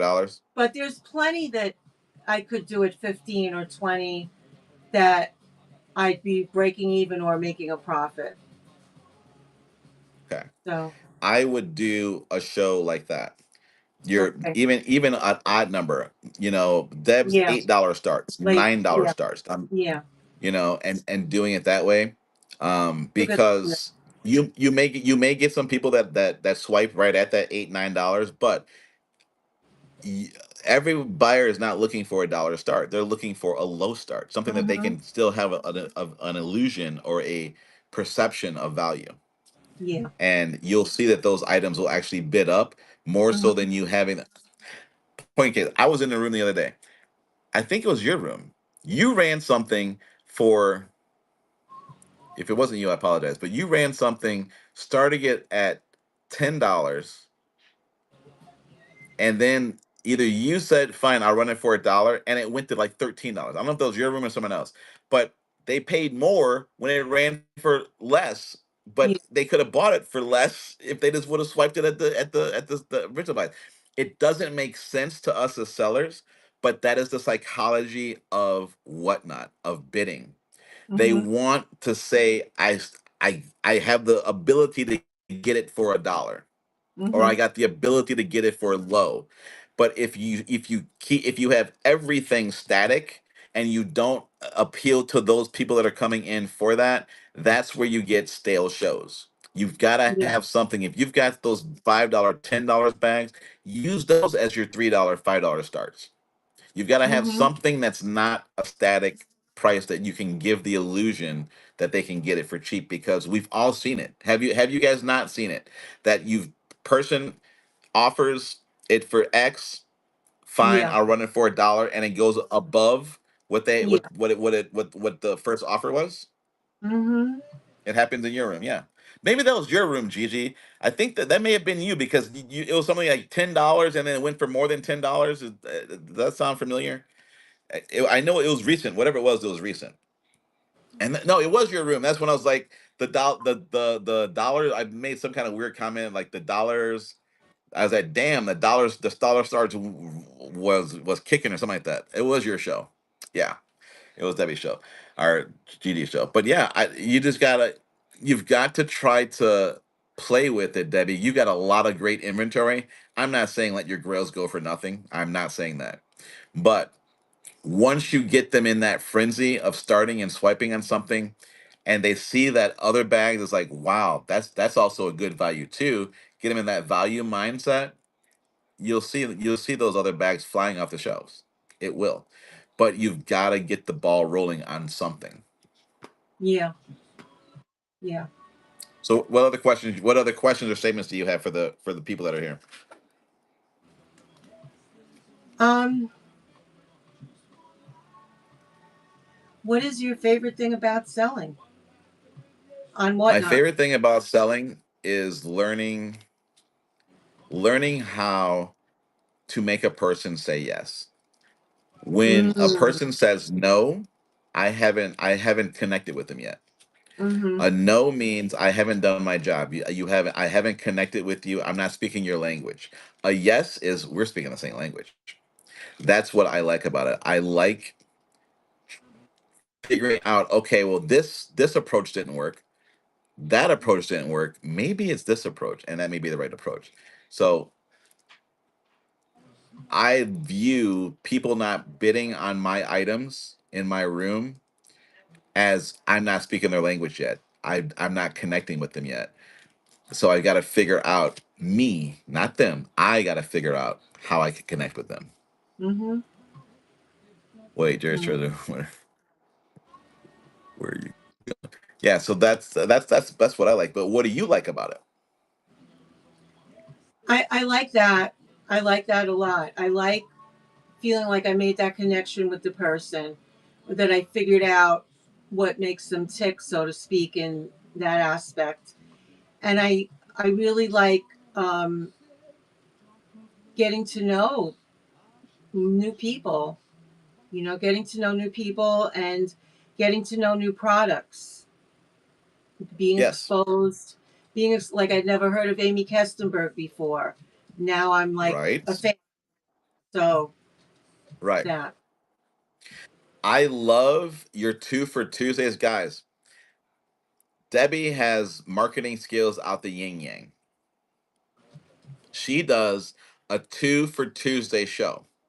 Her two for Tuesday show is if you pick, or if you tell me that you want to see a bag that's in my shop, and that bag, she has a bag that has another item in it that's valued up to I think $150, something like My that. maximum is $200 item. $200. Hmm. Then you win if you bid on it. Then you win that second item. So Or that's a call anyone to else. action for people. As Pardon long me. as long as I'm asked to pull it. As long as I don't pull it Right, as myself. long as you're asked to pull it. As long as I'm asked So I thought that was to an pull it intriguing the way. auction. I thought that was an intriguing way on how you do another call to action and get people to look into, like when we're talking about the show notes, Yeah, it is. go look in the bin, go Right, look for something.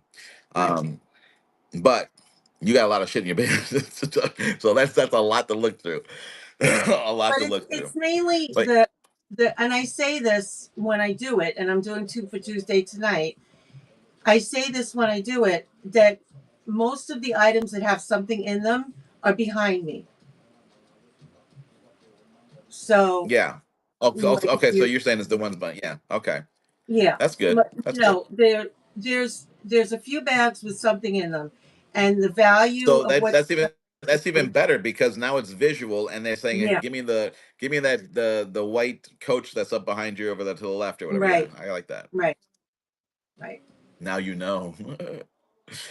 This is Miss Yam. This is Debbie NYC, the number two AZ. If you guys can post that, mods, we greatly appreciate it. To let the chat know who she is, where they can find her. This is my fellow Arizonan. She's like a city or two, not even a city, probably a city. Well, you're in Glendale, right? I'm in Yeah. surprise. So it's like you're in Surprise. So she's like a city and a half away from me. Not far. Not far at all. Mm-hmm. And she was my only attendee at my seller meetup. Her and You her didn't try husband. to go to Vegas at all this weekend? No. It's this I weekend. I have no more PTO after my I have no PTO after work, and I gotta replenish the funds. Gotta replenish the Mm, funds. 2 weeks yeah. 2 weeks was my longest stay out in Florida, and I'm like, okay, but it was fun, and I want to go again. Hmm. So, guys, any questions for Debbie? People, one question. How long have you been on Whatnot I've been a buyer as since the a spring, seller? Mhm. and I've been selling since the end of November Okay, of this so end past of year. November. Less than a year. Yeah. And I'm working on Yeah, my first 1,000 sales. I have about 560 so far. And I made a commitment that I will go on every day until I hit 1,000 sales. So I've been on every day since that. Tuesday. And Tuesday I And was on how's that been 20 working? hours.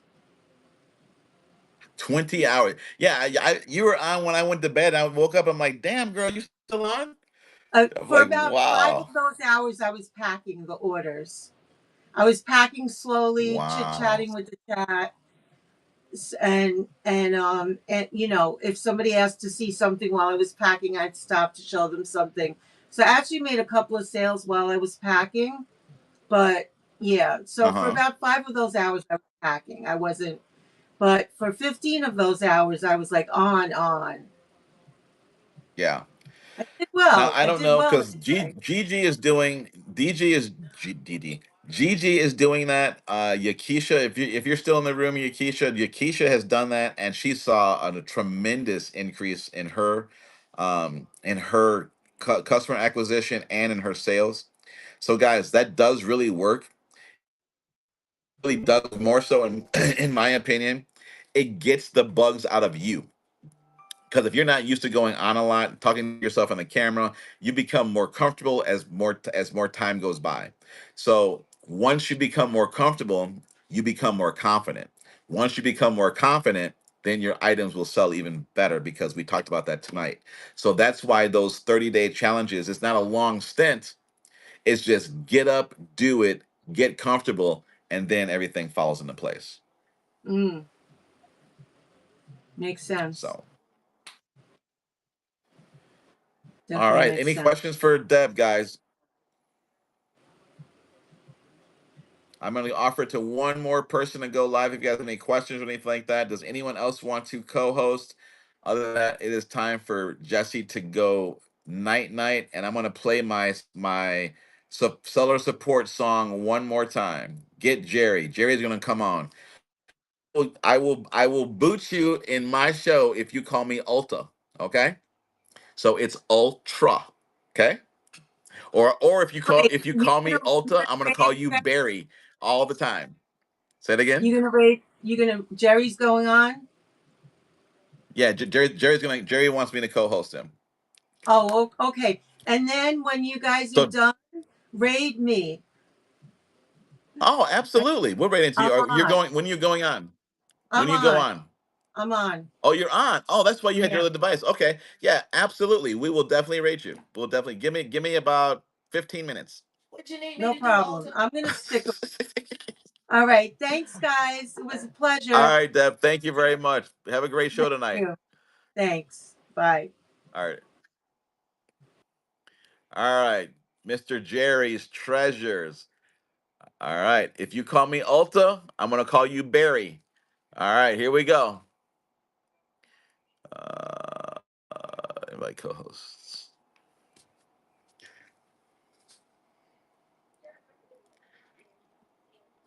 Oh, he said pass? Oh, okay.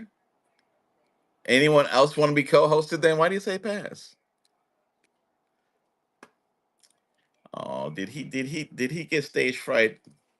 Come on, Jerry, you do this every day. Did you hurt his little feelings calling him Barry? No, I didn't hurt his feelings. You'll co-host for a second? Perfect. And then guys, we're gonna after we co-host Island Boy, we're gonna Island Boy is coming on, and then we're gonna play my new support theme song. What the heck? What was that? That was weird. And then we're gonna raid over to my girl, Debbie. Okay. All right, Island Boy, here we come. Wait, I gotta get you. I gotta hit click on your thing first. Island Boy, Island Boy, Island Boy,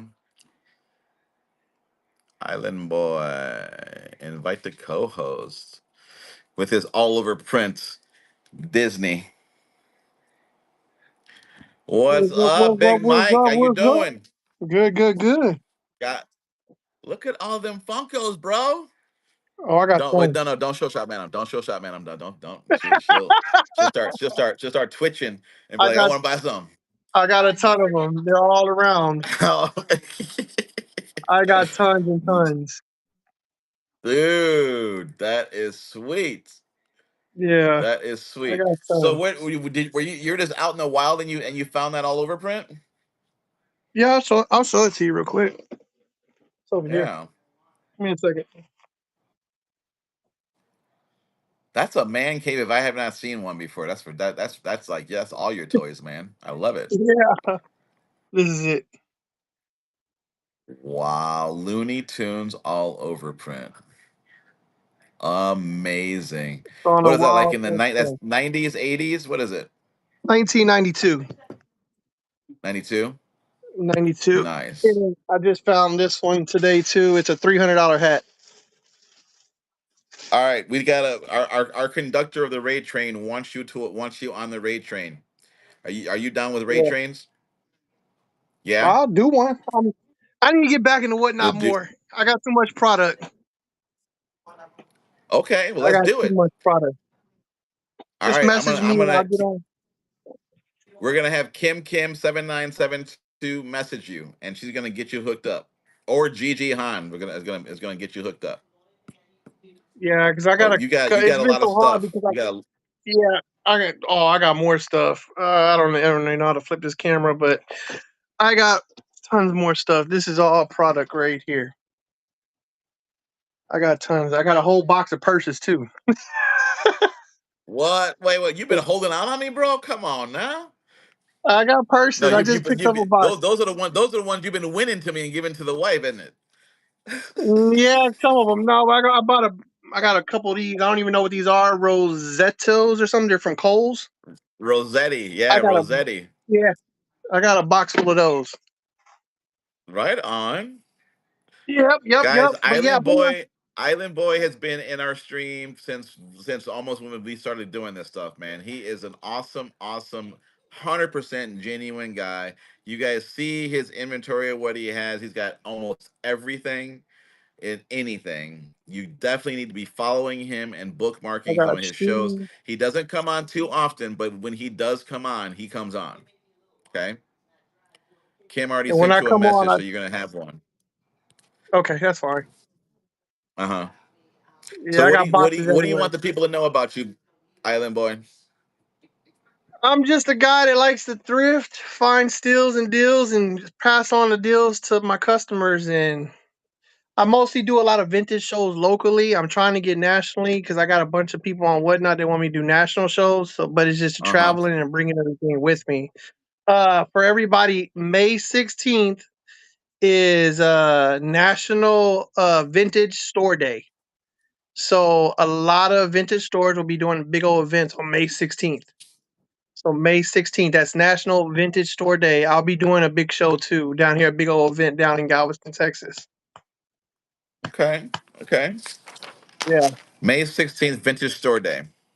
Yep. And It's that's national. not gonna be on that's not gonna be anything on Whatnot. That's just you're saying local vintage stores basically in your local Local areas. vintage stores will have sales. They'll do big things. It's a big national thing for vintage stores. You'll get purse deals. You'll get clothing deals, shoe deals, and a lot So of like places will even like do the antique mall places you think antique would do that malls too? and stuff. Yeah, they'll Yeah. do events and stuff. Okay. Yeah. So Okay. I did not know that. See, that's awesome. I'm trying to do locally, I'm trying to do our first vintage show, vintage and Y2K clothing and purses and shoes and everything, but we're gonna have it on the beach because I live on an island. So it will be on the Oh, beach.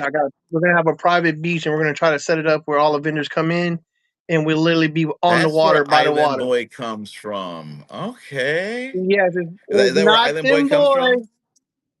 That's where it comes Okay. from. I'm born and Okay. raised on the island. What down here, I what l- we call it BOI, which is born on island. So that's why it's boy like that, born on island. So no shit. yeah, Damn, I'm getting schooled by you at this in 3 minutes, man. What's up with that? So be born on island. yeah, born on island, Yeah. born on island.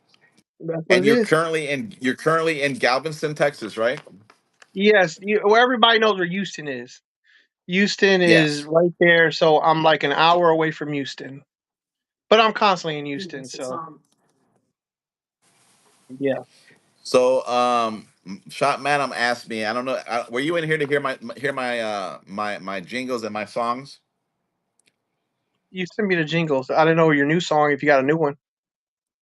Yeah, I got a new song, and and Shot Madam asked me to ask you, do you want a song? Do I want a song?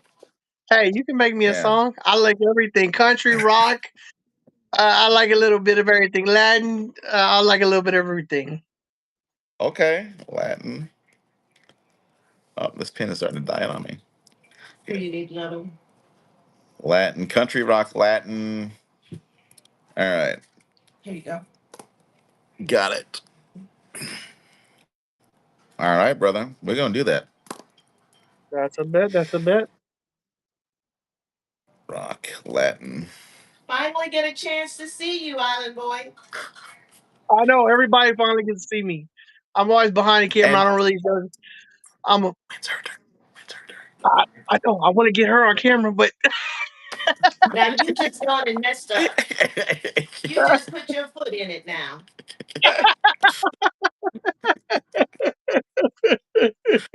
Yeah, yeah, I know.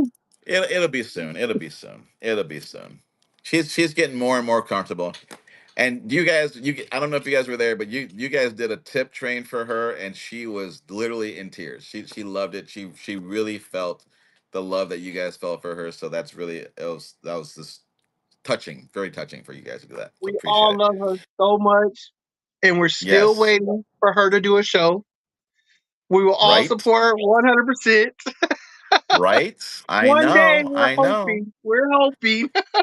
Well, see, I put it into existence because I already got her a card with her and I on it. I got the Shopman and President card with her through thrift shop cards through with her little Funko image and my Funko image. So I put it into into the universe that she's gonna get on, and they're gonna see who the beauty that she is. So we're gonna get it done. We're gonna get it done. Just baby That's steps. cool. Just baby steps. All right, my guy. I really appreciate you doing this. Is there anything else you want the chat to know about Island Boy and what you do and what you sell?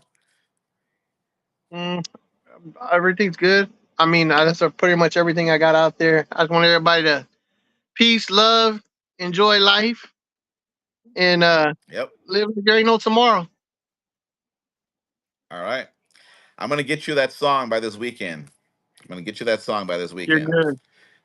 You're good. I love So, y'all guys. all righty, brother. I really appreciate you, man. Thank you for sticking around, giving us support. We love you both. We love it back both ways, back and forth here.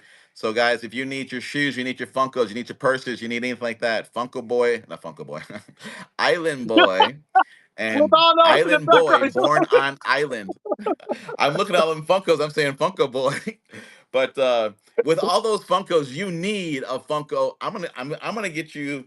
Hold on, hold on, hold on, hold on, hold on, hold on, hold on, hold on, hold on. Don't move, don't move. 1 second. Now I have to approve his song, you know. I gotta do it this way because I'm not on that one. Oh So my gosh, look at all those Funkos. I know. Give your camera down just a wee bit. Give me your camera down just a wee bit. Got it. Thank you.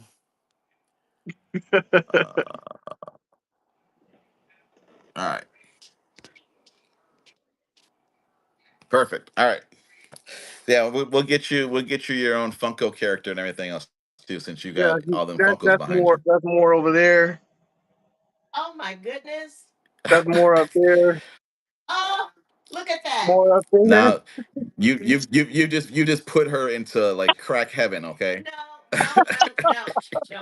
I'm thinking maybe I he got can I take got something mine. I think she'll Oh, like too. I got a little I want to do masterpiece his I think song. she'll like. I know everybody remembers this. they're great. Like Tony the Yes, Tiger. Tony, baby. Wow, you got some nice pieces, dude. Yep. I got a lot of stuff. I wish you were closer, man. I would love to come out to see one of your live shows. They gotta be off the chain.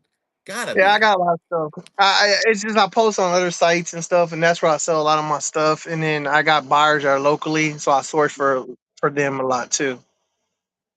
So, Price is reasonable. oh yeah, I always find prices are reasonable.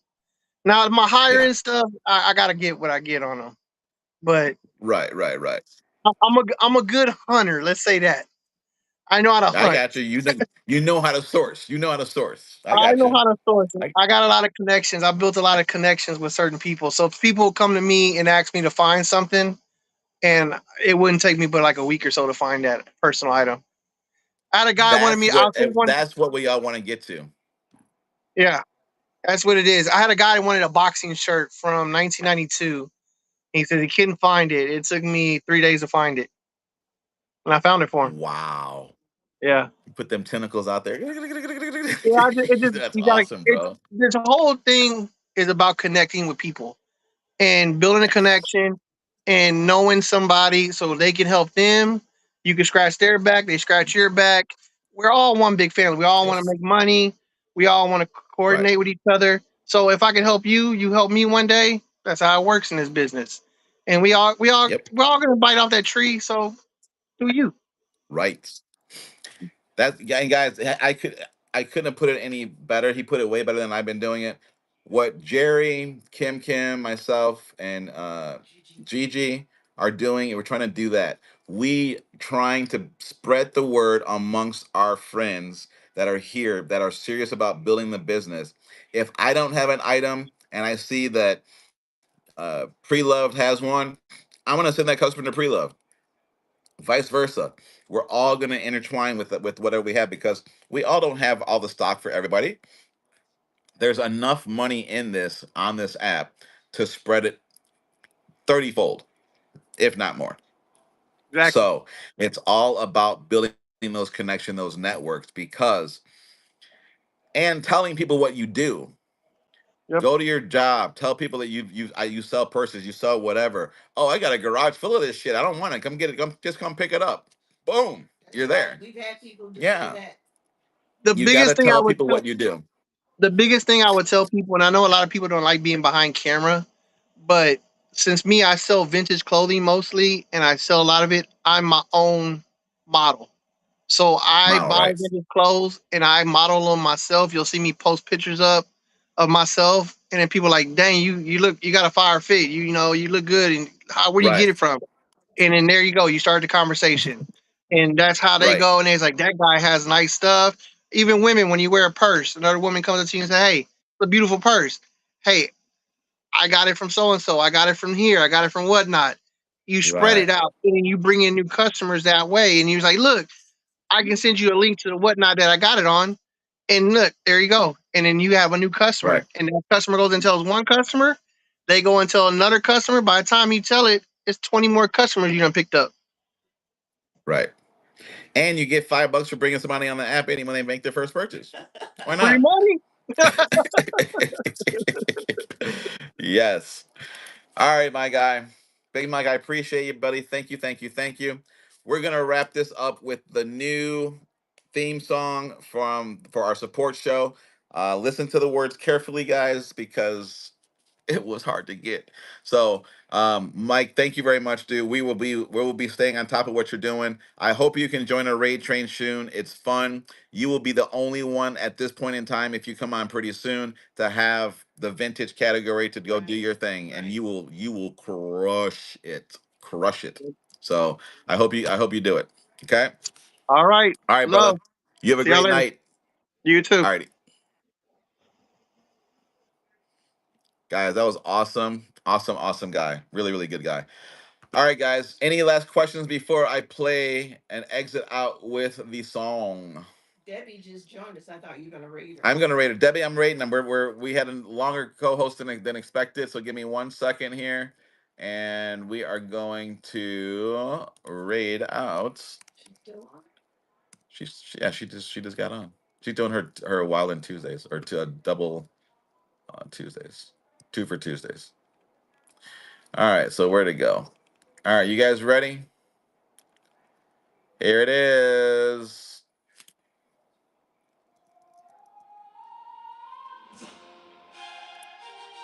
Yeah.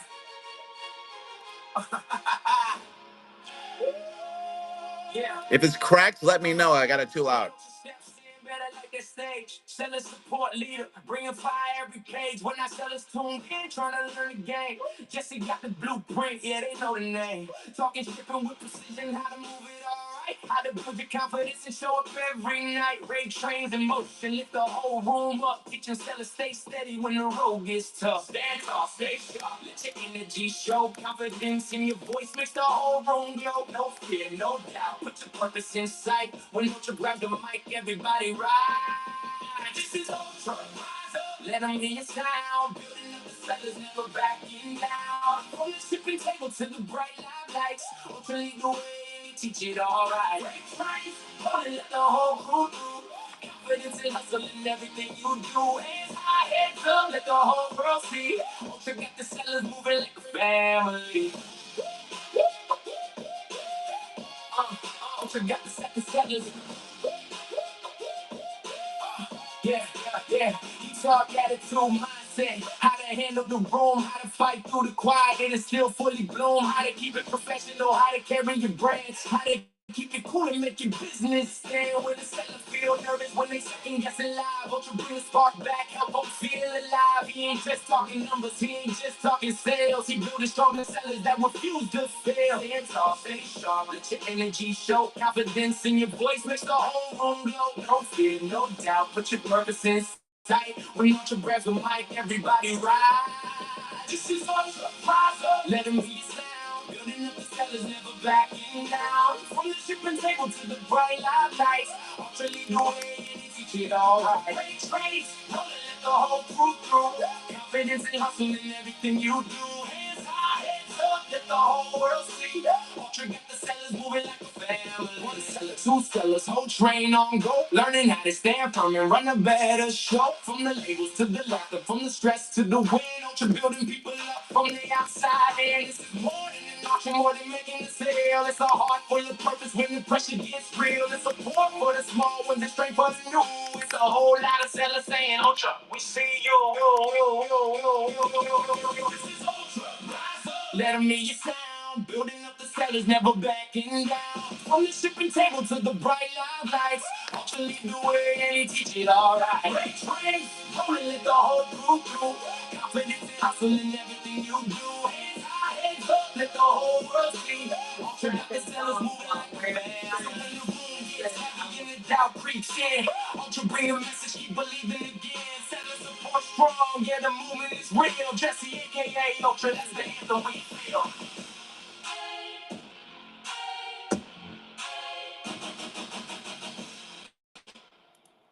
That's it. That's it. Guys, we really, really appreciate you. Again, I'm doing this for myself as well. I think that Whatnot is the wave of the future. There may be others that come behind it. 5 years from now, we're all gonna be like, dude, you remember when we were on Whatnot and we were struggling on the struggle bus? And look where we are now. That's I what we can say just about see it. eBay now. That's exactly what we say about I've been on eBay. eBay, what, 20 years? We are literally on the ground floor, guys. Yep. There's this guy on TikTok, what's his name? Jerry somebody? I don't know. I forgot his name. My brother talked to him about him. But he talks about how live selling is the wave of the future. It's multi-billion, billion, trillion-dollar industry. We are there, guys. We are there. All we have to do is perfect us to get it out there. The platform is built. It's done. We just got to get out there. Okay. What do you want? What? Um, Yeah, YouTube stars exactly. YouTube stars is on that. They had Mr. Beast on this bad boy and all that kind of stuff. So, guys, appreciate it. We're gonna raid over to my girl Debbie NYC. I promised those people earlier in the show. You know who you are. Give me 24 hours to get that emailed out to you guys. Okay, but it is coming if you did what I asked you to do. So appreciate you guys. Love you. Love you. Love you. Remember, be nice to one another. We all are on this platform. Why? Because we know it's a loving community. Let's bring that love outside to our own personal communities, and it'll be infectious. Okay. Amen. So we Amen. appreciate you. All right, Debbie, if you can hear me, we are coming over to you guys. Please stay in there for a little bit. If you want to support Debbie in terms of just staying there, giving her conversation, looking through her 700 items, and looking for that two for Tuesday purse, go get it. Fun shows, fun hosts. Enjoy it. Let me do Debbie. And guys, thank you, thank you, thank you. We will see you next week. I'm gonna stay the same time, maybe 5 o'clock instead of 4:45, but we're gonna start doing 5 o'clock. And we will see you. And yeah, I'm gonna leave it there. Thank you very much. Take care, guys.